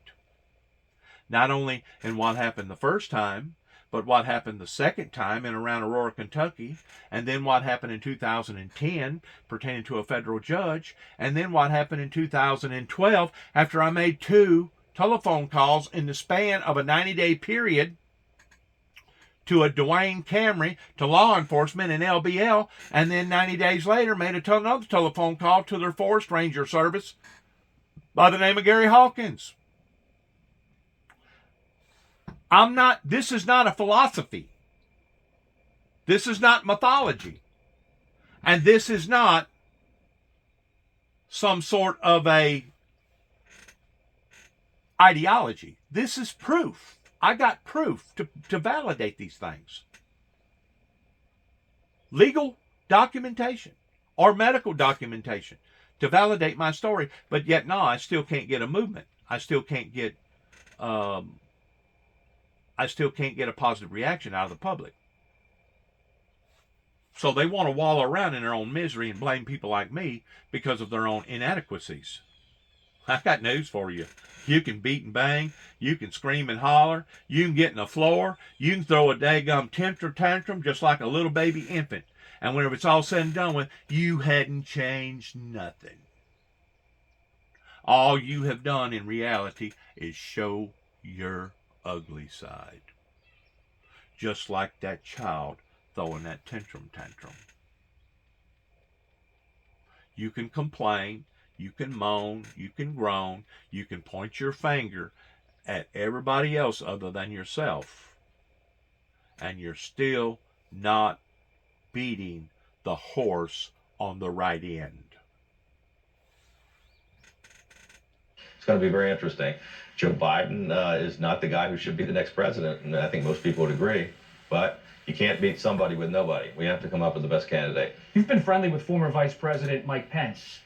Someone you could support?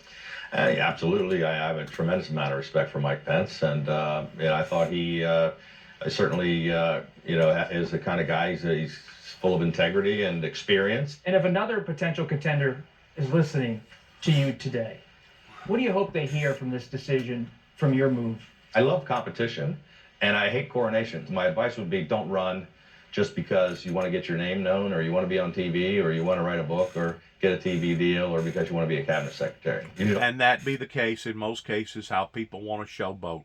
They want to basically get involved in politics for their own personal gain and not for the reasons that they should be getting involved towards wanting to have a solution to the problems that obviously these old-timer, old money, old way of thinking has put us in these jeopardizing positions to begin with. And until we're willing to do like the farmer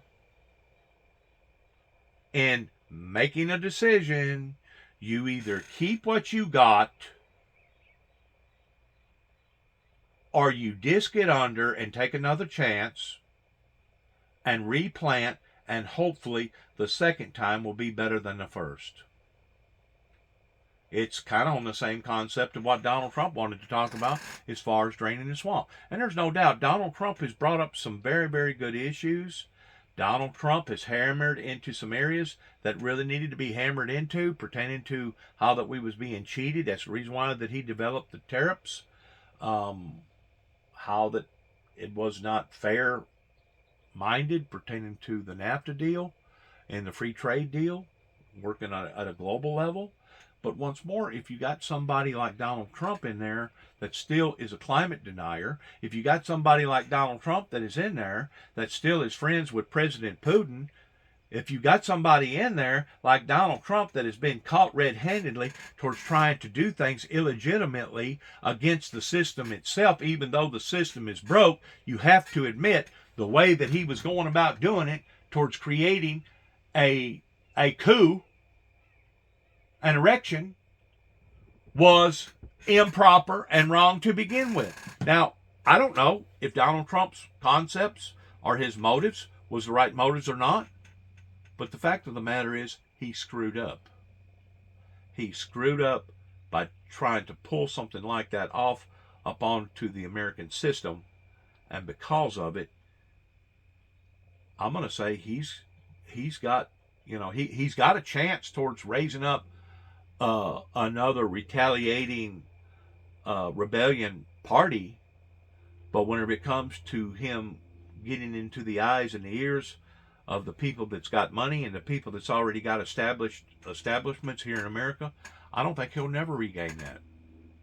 That's just my own personal opinion. That is not a prophecy, but I'm just saying, I really don't think, I think that the vast majority of the American people have listened to enough media and listened to enough facts and enough testimony that they have made their own decisions towards, you know what, this guy was off his rocker in convincing everybody else that the election had been stolen, knowing good and well that the election had not been stolen. We still have yet to get to the bottom of all that I'm pretty sure eventually it will, but I just hope that it's not going to be a day late and a dollar short to the degree that we all have to continue suffering on account of. There's no doubt there is some good sound-minded people out there that has some good concepts about where we need to go into the future. There's no doubt that not all the old money and all the old thinkers, regardless whether it be Republican or Democrat, have been off of their bonkers. They have been some good-minded, good sound people, but if you're not willing to grow with the times, if you're not willing to evolve, if you're not willing to stay in check with not only the laws of the land, but the laws of God, then odds are you're going to be left behind, and because of it, you become ineffective versus effective, which is based around the analogy of, instead of you being the solution to the problem, now you become the problem. And that's the part where the American people are at this Mexican standoff towards not figuring out the do's and the don'ts, the rights and the wrongs, towards who we are, where we want to go as a nation, just as Ronald Reagan declared in his latter part of his presidency of the time capsule, that once we are at that state and time, are we going to be willing to evolve? Are we going to be willing to stay on top of our game? And what exactly are the people going to say about us as a whole 100+ years from now? Well, that was 30 years ago, 30+ years ago, whenever he made that statement. So now we've done burn up 30+ years. We don't have but about 65 more years to go to meet his equation in that 100-year period. Well, I got news for you. Daylight is burning. Daylight is burning, and even as I'm recording this right here, we're still spiraling backwards as a nation on Face the Nation. Your office told us you're very focused on school board races in Illinois to make sure extreme right-wing candidates aren't dominating them. I'm wondering how strong the Republican ground operation is on things like school boards. Is parents' rights really something you think Democrats need to be concerned about on a national scale? Well, what Republicans are trying to do is, of course, ban books in libraries. They're trying to keep our schools from teaching Black history. They make up things about CRT in schools that just don't exist. And so they've got a lot of extreme right-wing candidates, frankly, on the crazy end of things that are running. And we just want to make sure that people know who they are. So they talk about Black history. How about Indian history? The only way that I understood and sought out Indian history is that I had to seek it out myself, and it wasn't in your common everyday school teaching procedures. You had to go dig it up. You had to go find it in just exactly what the truth is versus what the fiction of their imaginations was, and how that they wanted to characterize their own actions towards them being godly or right against the Native American. That story has not yet ever been fully told correctly. We'll be right back with a lot more Face the Nation. Stay. This is about over with. I appreciate your time. I appreciate your prayers. And maybe we can one day all live as a family up in heaven in that peace and utopia that we've, for the most part, most have desired to want to be a part of our reality. Is doing. Okay, a potential 2024 candidate. I want to ask you about the issue of abortion, because I know you are one of 20 Democratic governors very much deeply involved in trying to build a firewall here against restrictions. There's a Texas judge who may soon decide a case that could revoke the approval of the abortion pill, which is the most common kind of abortion in this country. If there is a ruling to restrict it, how will governors respond? What will you do? Well, in Illinois, we protect the other abortion drugs that are available, and we protect women's right to express their reproductive freedom. And so we're helping our clinics in Illinois. We're making sure that all the refugees from the states around us that have banned abortion know that there's an oasis here in the Midwest, here in the state of Illinois, to protect their health and their reproductive rights. Well, Walgreens is an Illinois-based pharmacy. I know you called in their CEO, Roz Brewer, for a meeting on Friday. They had announced they won't sell abortion pills in states in which Republican attorneys general have threatened legal action. Can you get them to change the policy? And that they're still waiting, I guess, on certification to sell the pill in Illinois itself. Can you get them approval? Well, that's something that happens at the federal level, but I offered to them to work with the federal government to try to speed up the process of certification. They want to certify it in Illinois, and they want to be able to sell it here. So we're going to help in any way that they ask us to. But look, on a broader scale, we should just recognize that these pharmacies need to protect women's health. That is the business that they should be in. And so in states where it's legal to have an abortion and legal to sell an abortion pill, they should still be doing it. And I've told them that. We need to make sure that the other pharmacies do the same. Mm-hmm. Well, we'll be following that. I want to ask you as well about crime as an issue for Democrats. In the city of Chicago, the mayor, Lori Lightfoot, just failed to make the runoff in the Democratic primary. She was challenged by a former school CEO backed by a police union and the Cook County commissioner who was endorsed by the Chicago Teachers Union. So I'm wondering what the takeaway message is here for Democrats. Is it don't take on the teachers unions, as she did, or is it to focus more on violent crime?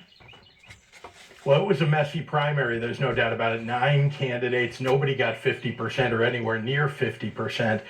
So we have a runoff coming up. I think that these 2 candidates have to make sure that their messages are clear, what they're going to do to protect healthcare, what they're going to do to address crime.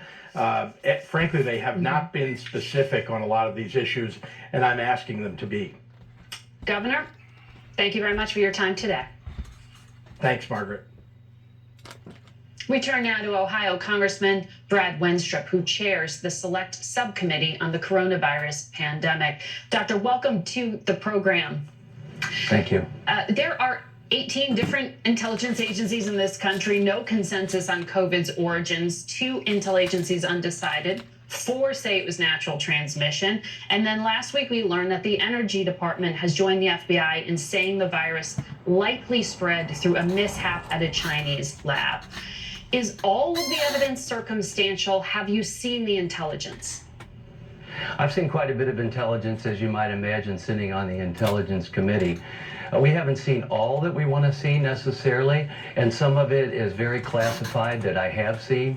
And so we have to continue driving forward and getting questions answered, because the more we find, the more questions that we may have. So you do have a variety of opinions, and really what we are trying to do is to follow the breadcrumbs, if you will. Look at the forensics of what took place. Obviously, this is one of the more serious things that has ever happened to mankind. And so it is important to find the origins of COVID. Do you expect the FBI and the Energy Department to testify to your committee? That there may come a time for that. I would hope that they do it willingly. So if this was indeed the result of a lab leak, what is Congress doing to prevent this from ever happening again? I'm hoping at the end of the day with the subcommittee that we have a bipartisan product that can really help us with our readiness going into the future. I keep using a variety of terms that we want to be able to predict a pandemic. We want to prepare for a pandemic. We want to protect ourselves from a pandemic and hopefully prevent a pandemic. And that should be our goal. And we're going to have to work with a lot of scientists and specialists to be able to do that. But we have to get to the truth of what actually happened in this pandemic. Well, in terms of the specifics, I know the White House is said to be considering recommendations from the National Science Advisory Board for Biosecurity to put oversight on gain-of-function experiments. Those are the things that, I guess, genetically alter a virus to enhance its functions and maybe make it more deadly. This was allegedly what was happening at this lab in Wuhan. Would you want this kind of regulation? And does that come from the White House or does that come from Congress? Well, it may be a combination of both at the end of the day, and I think it is important that we do that. Look, if we were taking taxpayer dollars to fund research, not only in the United States, but in China, concerning this type of methodology, the creation of a chimera, or it's called gain-of-function research, where you can take two viruses and put them into one. I don't see a whole lot of commercial use for that necessarily, so it's something that if it's going to take place, it certainly should have oversight, or should have had oversight. In 2015, Ralph Barrick in North Carolina, along with Dr. Zhengli Shi in China, published their article about the ability to create these chimeras, and they did that. So we know that this technology exists. My real question is, why are we doing this with an adversary like China? And we have to look into what the reasoning was for that and what actually took place, where the money went, and why did it go there. Well, I know that there has been a lot of focus on Dr. Fauci, who has since retired from NIH. And I wonder if you think that is misplaced to personalize the scrutiny so much when the intelligence agencies are also divided. I mean, can you reasonably probe this question in a bipartisan way without villainizing people? Well, I think that's the goal. I mean, I just want to get to facts. And when I was asked to chair this select subcommittee, one of the first things I did was call Dr. Raul Ruiz, Democrat from California, emergency physician. As physicians, we have worked on many bills together, and we get along very well. We may disagree on a lot of other policies, but we work very well together, especially when it comes to health. I think a lot of people would welcome just sticking to the facts, which is why I want to ask you about the membership on your committee, because you have Marjorie Taylor Greene on it. She shared misleading information about deaths and COVID vaccines. She compared vaccines to Nazis forcing Jews to wear gold stars. Dr. Ronnie Jackson, who said masks never worked. He called the Omicron variant the midterm election variant. How do people take your committee work seriously with members like this on it? Well, I think we have a lot of serious members that, on both sides of the aisle, that are just after the truth. I think that they come from a variety of backgrounds. Look, there were things that were said, hey, this is a conspiracy theory. Stop this conspiracy theory that it may have come from the lab. Well, now you have agencies that are coming forward and saying that we do think it came from the lab. Look, so it's no longer a theory. It's like Greek mythology.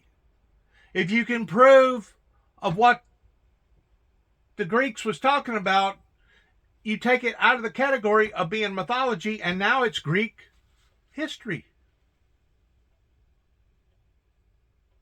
A theory is a theory. The things that I have been telling people about coming from the Bible and regards towards the response that the founder of the Windmill Ministries has went through is not theories. These are facts. And if you don't accept these facts, well then obviously I'm barking up the wrong tree to begin with, now aren't I? I just need to go on, shake the dust off my feet, and do like the Bible says. Don't upset the apple cart. Put your message out there, and if they won't receive it, for it would have been better for Sodom and Gomorrah than for that group of people that would not receive your message. That's exactly what I have seen since 1988 of a group of people that rejected the message coming from the Windmill Ministries missions, and because of it, they have suffered immensely. And you know what? If they continue to do what they're doing, you can expect the same results, which is worse, worse, worse on every level. And if you don't believe me, please sit back and watch coming near a neighborhood near you, just like the Walmart slogan, because I guarantee you it will get worse. Ourselves in a way that is professional, and I hope that we will. I can't control everybody, and that goes on both sides of the aisle. Dr. Ruiz can't either. But at the same time, what I'm seeing from all the members is that they have backgrounds of severe interest, significant interest. They either owned a business, they're healthcare providers, they're concerned about the adverse events that may come from the vaccine. These are legitimate things for Americans to be concerned about. And through this process, I think we took doctors out of the equation all too often and left it up to non-physicians to tell America how to treat themselves. You're from Ohio, so I want to make sure I ask you about what was a second train derailment from Norfolk Southern in your state yesterday on top of this toxic one. President Biden has praised some of the bipartisan legislation in the Senate that would up railway safety. Do you see a need for this kind of legislation right now? Well, certainly in any after-action review or review of something that happened, if we see that there's some gaps in our safety, then we should take a look at that. Let's not put things out there that aren't necessarily facts and say that there was a safety issue if it wasn't, but at the same time, you do want to address these issues. Look, we're always trying to do better. I hope that we can. And the other thing that I would like to see come out of all this, especially with the one where there was such a chemical toxic reaction and with the fires that were started from the derailment, is do we have a standard operating procedure of how we manage a community, what our reaction is from the government, what are we looking for, how do we protect our people? Let's make sure that we have a good standard operating procedure. So although these instances are rare, according to the numbers, we have to be prepared for that 0.1% or whatever the case may be. All right, Dr. Wenstrup, we'll be watching the hearing this week. Thanks for your time. We'll be right back. When you know it's time to get back in shape, Total Gym makes it easy to take.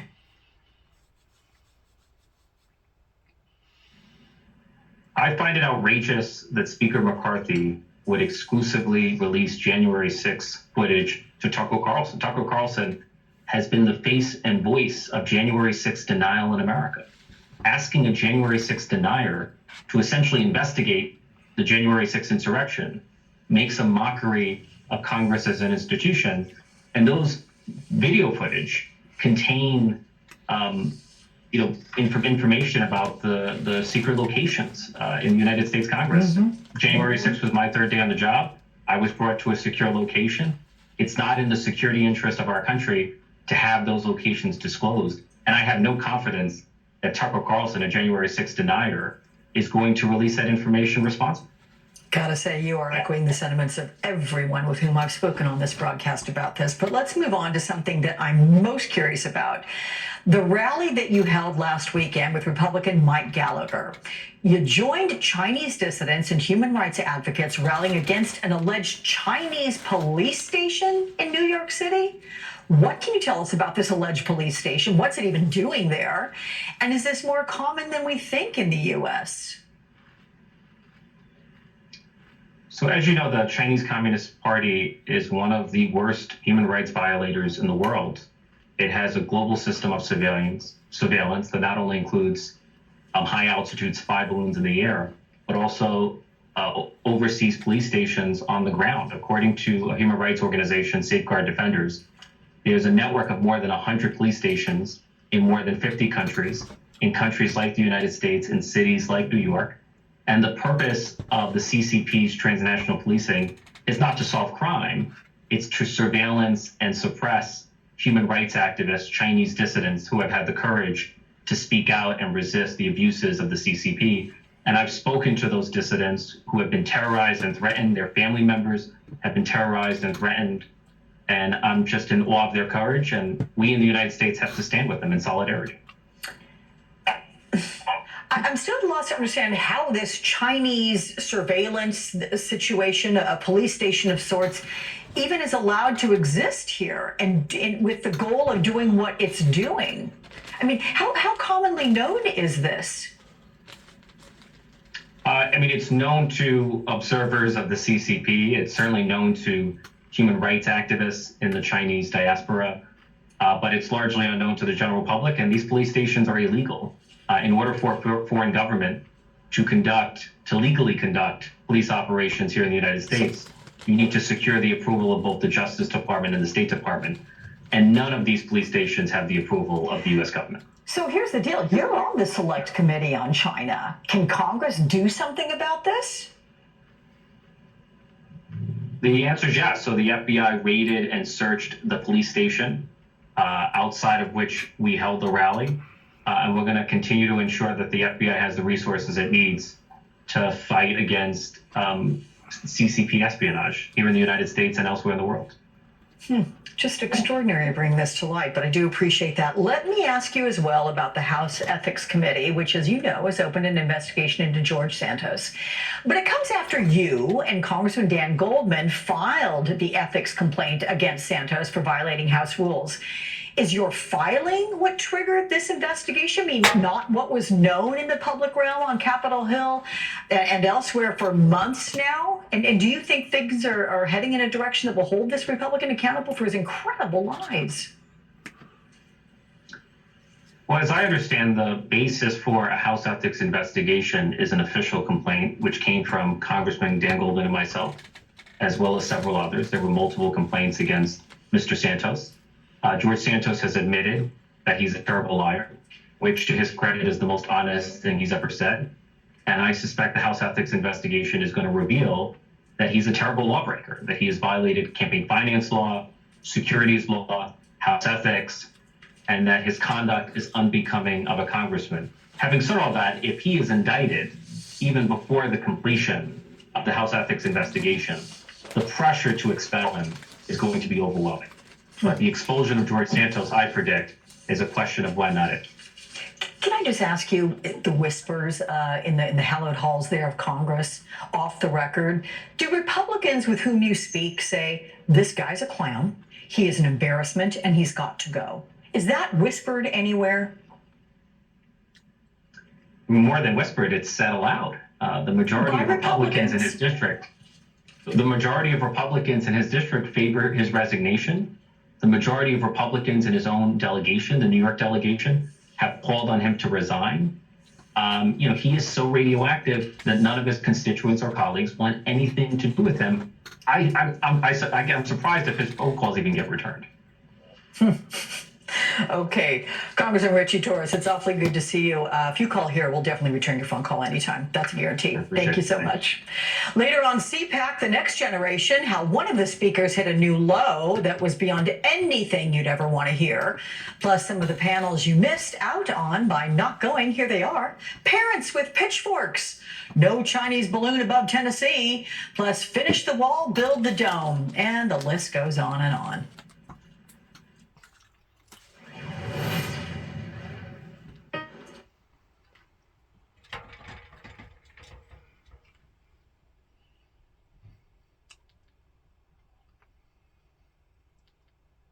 Head of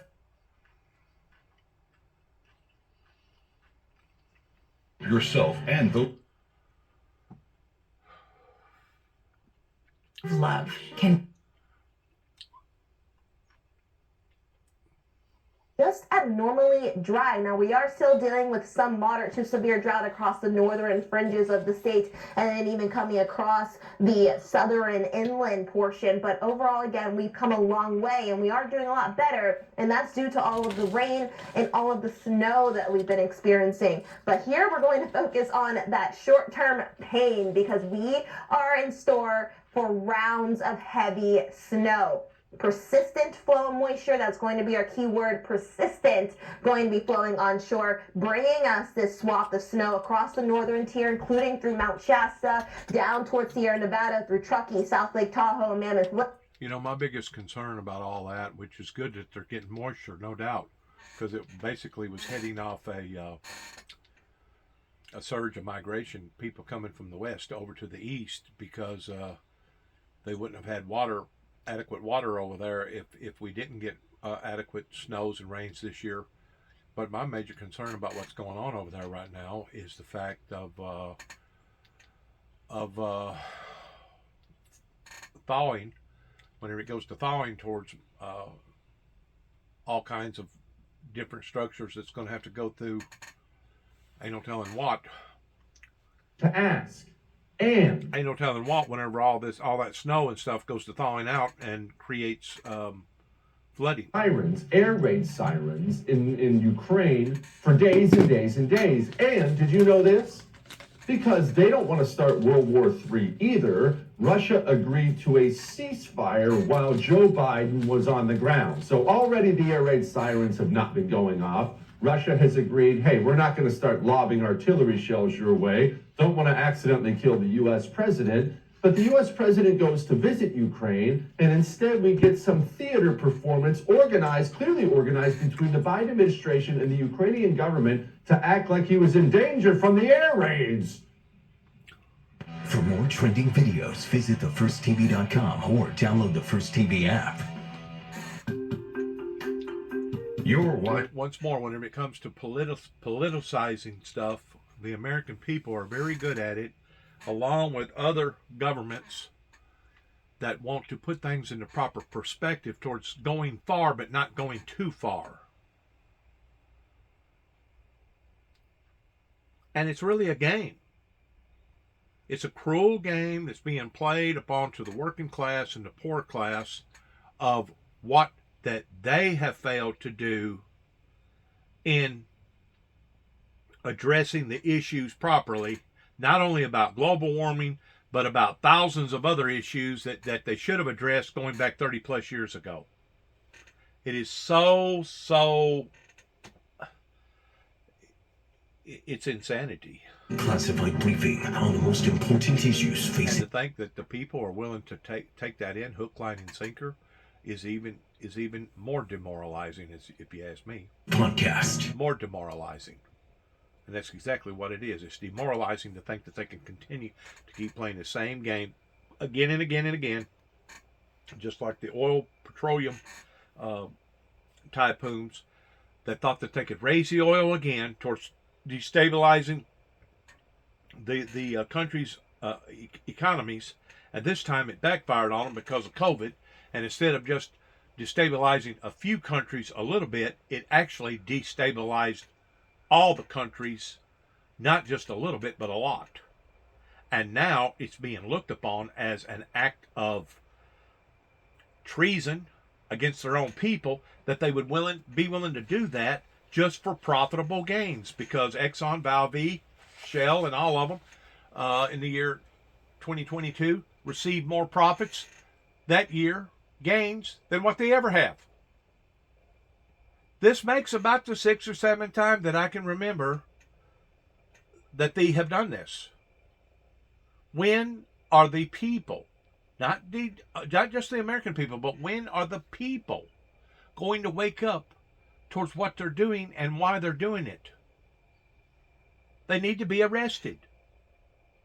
They need to be arrested for several different factors. They need to be arrested because they was the ones that created the lie that climate warming did not exist. They need to be arrested in how that they have played with people's money and played with people's lives, because they know that our primary source of living here in most civilized countries are oil, energy.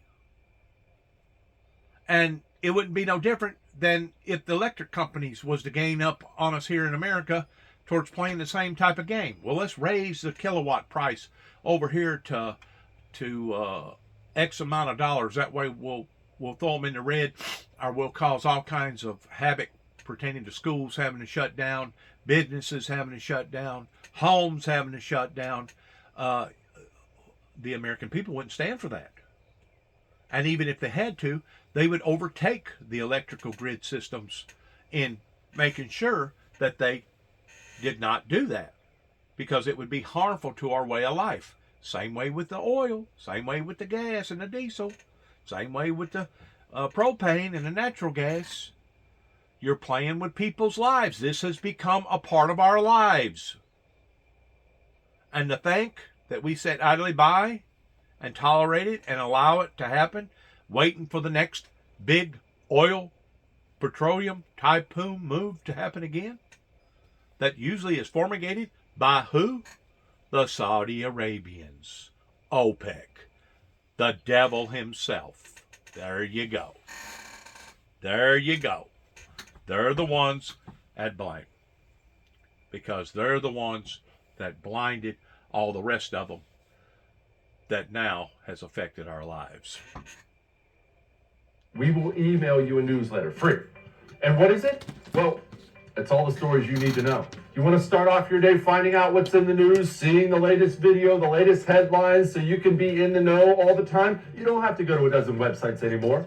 Go to thefirsttv.com right now. Sign up for our newsletter. Like I said, it's free. It's just something we provide for you. Thefirsttv.com. Stay connected with The First TV on social media. Be sure to follow us on Facebook, Twitter, YouTube. Okay.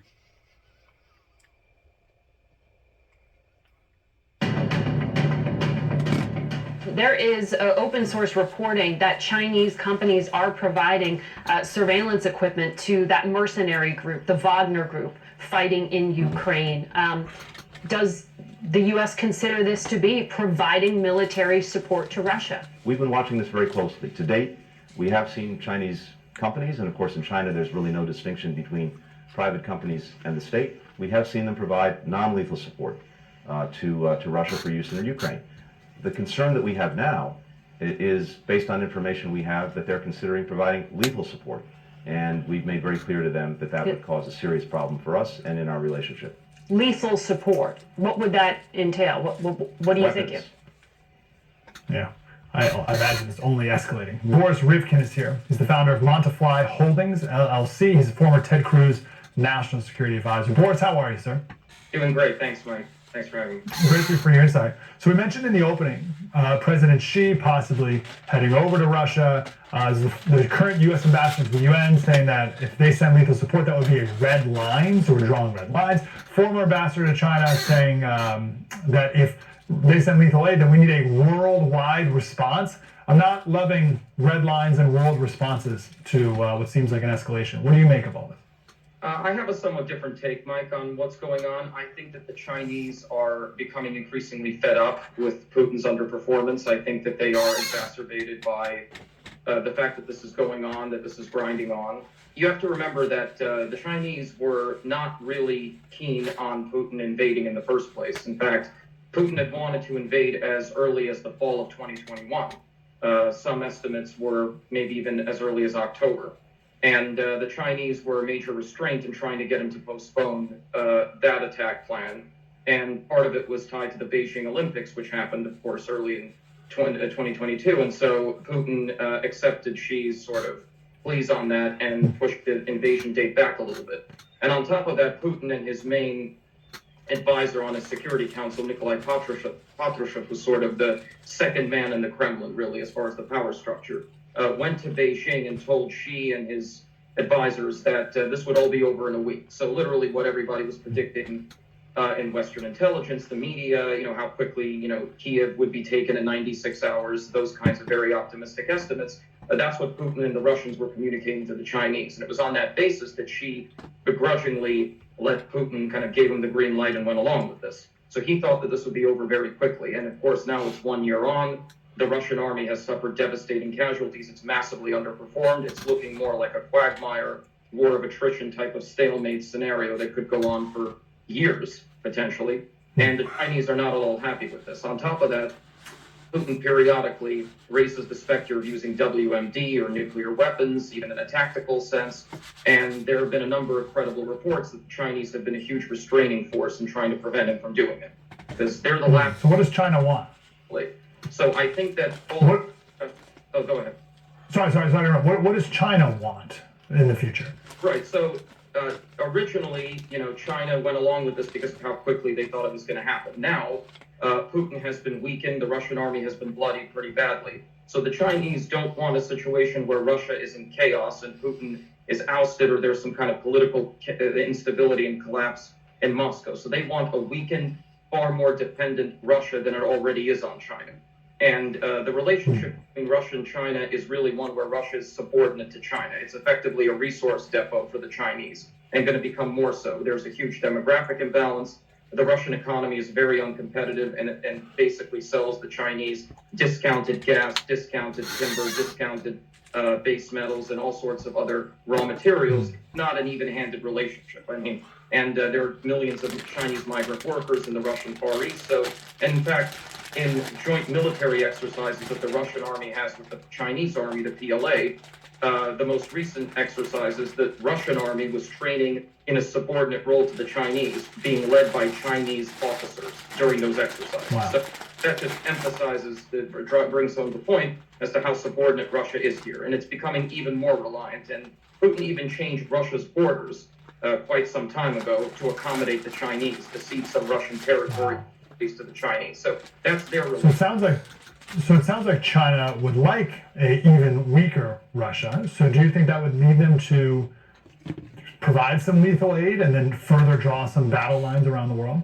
Yeah, I think their goal is to sort of shake the stalemate up and to tie the lethal aid with their own peace plan to try to put the kibosh on the conflict as quickly as possible. I think that they're really trying to drive toward freezing this over and pushing towards some sort of a ceasefire because they're becoming exacerbated with how badly Putin has been performing and how this is grinding on, because they don't want this to spill over beyond where it's currently concentrated in Ukraine, and they certainly don't want any kind of great escalation. So that's why. Okay, interesting.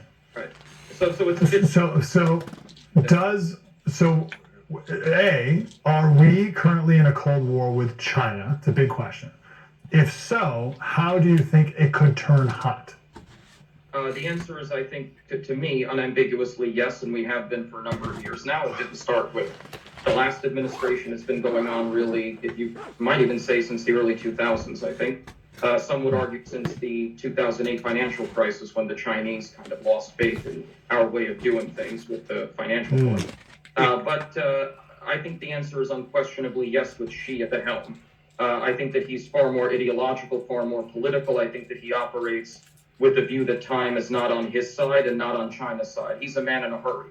And you're seeing that with what's happening in India, with border clashes that have led to people being killed. You're seeing that with his destruction of one country, two systems in Hong Kong, 25 years ahead of when it was supposed to expire under the agreement with Britain. You're seeing that with the escalation around Taiwan and the saber rattling there, and with the very aggressive militarization of the South China Sea and the East China Sea, which sadly we've allowed them to move ahead toward. Obama famously said, I don't want to waste my time on some shoals and atolls in the South China Sea. I'm going to be doubling down on Afghanistan instead. Well, we saw how that worked out for us. So now turning around and wondering, those atolls and shoals have now become artificial island formations that have Chinese bases on them. And the South China Sea accounts for about a third of global shipping. 80% of shipping in the world is done by sea, by container ship.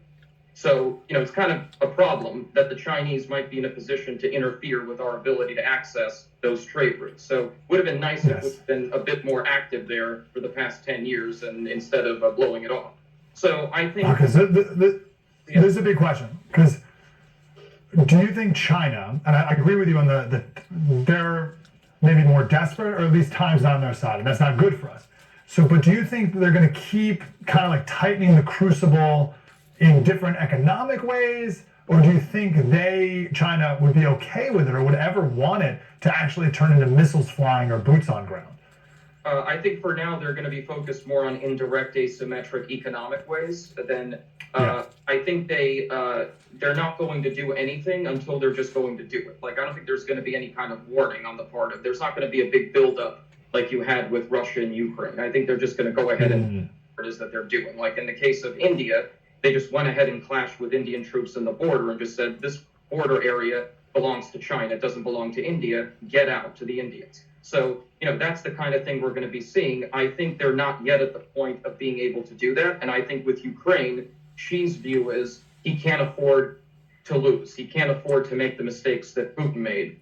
So to the extent that he's going to be doing anything more kinetic, as they would say here in DC speak, he wants it to be, kind of like Luke in the first, Star Wars movie. It has to, hit the bullseye because the consequences politically would be disastrous. But in the meantime, while we're focusing and understandably, like you said, on the chance of this escalating into a hot war, I think we need to take into account how much we've already ceded and how behind we are already in the other war. And I like to I just mentioned the South China Sea. That's bad enough. We have whole regions of the world, Central Asia, Africa, Southern Africa, that we basically ceded to the Chinese. Been doing in the Middle East. We left Afghanistan. The Chinese have flooded Afghanistan with investors scrounging for rare earth metals. I mean, the Chinese already have a corner on that market when it comes to rare earths, and they want to build those supply chains even further. So these are the sorts of things we haven't really been thinking through. And I think while it's very important for us, and I keep emphasizing this with others who've talked about this, to focus on Taiwan, the risks there, Japan, focus on, like I said, India, focus on other things that the Chinese are doing militarily, I think it's very important not to lose track of and keep our eye off that economic commercial trade ball. And it's not just the trade deals, like with the Trump administration negotiating with them and whatever. I think we need to do a lot more of getting involved in intervening economically from an investment standpoint in these regions of the world that were abandoned to China. Dump the ideology.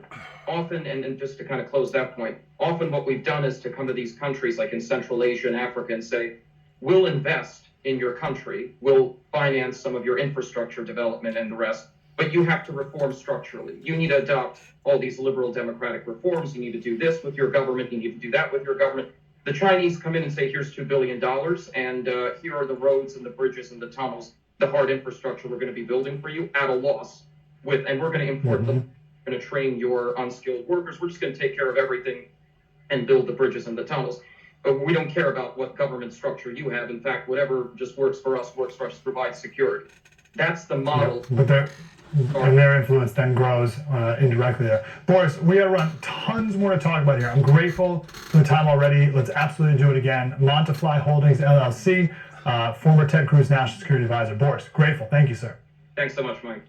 I want to back up real quick because the individual right there that was talking last administration is basically never did mention the Middle East, which is one of the primary sources that most Christian Americans have kept their eye on, because there's more prophecy in what's going to occur in the Middle East.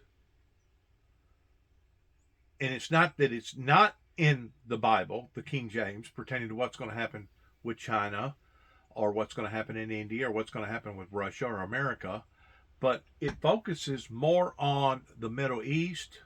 And for some strange reason, this individual never did mention Iraq and Iran, and nobody has mentioned the fact of these weather phenomenons that are happening with the river Euphrates, the Tiger River, the Nile River. There's even places, I think, over in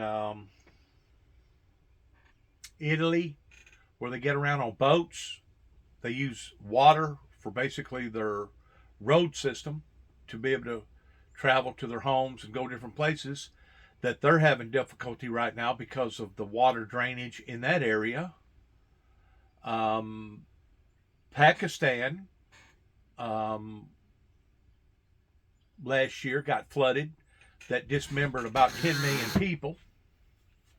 I don't know how many it killed. But the reason why I wanted to stop the film right there, people don't realize what they're looking at right there whenever they look at it. Some people do, but most people don't. But whenever you're looking at just one, there's a truck backing up right there or pulling out, one or the other. But whenever you're just looking at one of these trailers right here, you could possibly be looking at maybe $5 to $10 to $25 million right there in just one, depending upon what it's got in it. I mean, even a cheap product like toilet paper, if it's stuffed full of toilet paper, it's still going to be several hundred thousands, if not millions of dollars worth of toilet paper right there. But if you'll count that and look at the money that's laid out right there, it's just unbelievable at the hundreds of billions of dollars right there that probably could actually exacerbate $1 trillion, depending upon what was in there. I mean, if you had all electrical equipment and TV equipment in this one canister right here, that one canister right there could be worth $100 million. Or let's say it was filled full of diamonds, or filled full of other precious commodities. I mean, there's really no way of knowing what's in there, but I do know that what you're looking at right there is billions, if not $1 trillion worth of merchandise. That's just in one picture frame on one harbor. Do you realize how many harbors are in the world that's similar to that one? That one there is probably the biggest. You know, if you get to looking at everything that they do there towards their commodities and everything, it's probably the biggest. But still, you got those type of harbors all over the world that is constantly in motion towards bringing supplies in, bringing supplies out. You keep in mind, we are no longer dealing with a segregated world. We're dealing with a world that is now interreacted with other countries all over the world that has become a global world. And if you can't look at these concepts, if you can't look at these problems in the aspect of a global world, then odds are you are going to miss the target more than hitting the target, pretending to be in a solution to the problem versus the problem itself. Like I said, whenever that war analogist, whoever that he was, that commentator, spoke about China and spoke about the war in Russia and etc. That's good that he brought all that out to the equation, but nobody that I can remember in the filming of this particular YouTube that I'm going to put out either on YouTube or Facebook spoke about the Middle East. And the Middle East, according to the way that I understand the Bible, is the most crucialist, vulnerablest period of time that's going to resonate in the end time biblical Bible prophecy format. Now, that's the way that I understand it. Now, you can read it for yourself and you can interpret it for yourself the way that you want to interpret it. But for some reason, people are steering away towards not really wanting to talk about Iran and Iraq and the nuclear bombs and the things that's going on over in Israel. And I promise you, before it's over with, there's going to be a major, major calamity that's going to happen over there, especially whenever you start seeing regions not being able to use their same techniques in performances in taking this cargo to point A to point B, and now they're having to resort in other means. You know, over here in America, whenever the Mississippi River started going dry the way that it did, we immediately alternated over into, well, what's the next best transportation, which would have been trucking or possibly even rail. So because we got engineers and we got people that's, you know, got pretty good sense about how to plan out things, they immediately went to another level in how that we was exchanging cargo to point A to point B. Over there in those countries, I don't know how that they would go about exchanging a lot of their cargo if their riverways basically dried completely up. I don't think it would be sufficient towards thinking that they were going to be able to travel on camels to bring whatever that they need, the needs of the people in commerce. So these are all equations, in addition to the nuclear equation that's going on right now with Iran and Iraq over in the Middle East. These are all equations that need to be addressed, because I promise you, whenever you start getting more and more and more human suffering, just as the Bible talks about, that woe be unto the inhabitants hereupon to the planet, whenever you shall start to see these things occurring, I promise you that will in fact change the disposition of a great deal of people's thinking and a great deal of the people's liking and disliking whenever you see massive starvation on levels such as you could not even begin to believe. A matter of fact, I've seen something come up on my telephone about North Korea starvation. And of course, we're all familiar, of course, the type of starvation that goes on over in Africa. There's a lot of balls to be played here. There's a lot of different concepts to be played here. And if it's not played on a global concept in regards to the do's and the don'ts, the has-beens and the has-nots, the players, the givers, the takers, and then putting into the equation pertaining to the forces of nature in regards towards how Satan is coming down in great wrath in diminishing these waterways because of the human sources that has drained so much oil out of the ground that now we're seeing Mother Nature responding and reacting that the way that it is.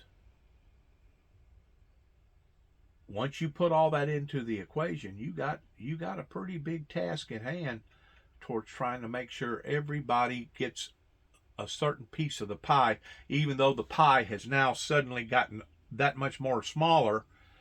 But in fairness, you're going to have to work things out on a global level more so than on an independent level. But in the meantime, you got to keep in mind that all these other unforeseeables are now starting to be foreseeables. All the unforeseeables are now starting to be foreseeables. In other words, since COVID has hit, it has injected a great deal of these problems that we didn't think about before, that now we are. So whenever it comes to the leadership of our political parties, it's going to require more than just trying to do the same old, which what I said a while ago, according to the psychiatric world, that is a first sign of insanity, is to think that you can continue to do the same thing again and again and again towards having different results, because you're not. You're going to have the same results because you're doing the same thing. You're having the same mindset. You're doing the exact same thing as the generation before them. In other words, you wasn't willing to evolve. You wasn't willing to grow. You wasn't willing to expand. This is one of the reasons why that we're in the trouble that we're in right now, which goes back to the Holy Ghost, which goes back to God. That we cannot rely any longer upon natural resources as far as leading us out of this dark hole that obviously all these politicians, not just American politicians, but worldwide politicians, has led us off into. And I understand that in ways a third world war may be the solution to a great deal of the problems towards putting the world back to working again and taking a lot of the crummiest of the crummy citizens and putting them out on the front lines, and to the degree a lot of people would actually wish that they never return. I realize that is a alternative solution to the problem that we're facing. But, this is where the big but comes in at. Are we willing to pay that cost this time, knowing that nuclear armament is now beating at our doors? Especially with somebody as crazy as the Russian president over there, that obviously has chosen a path of suicidalness for their own country, that has stepped way beyond that line of where they should have stepped in violating all these war crimes that the world has taken a part towards witnessing and seeing for the past year. Are we willing to take that course? Are we willing to take that risk on doing the same plays as what our ancestors did before towards engaging in a bloodbath,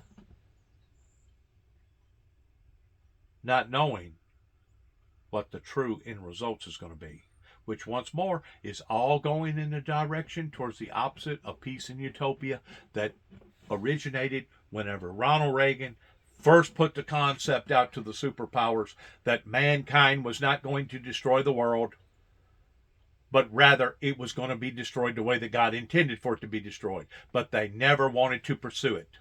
They didn't want to back it. They didn't want to actually put that in the front burner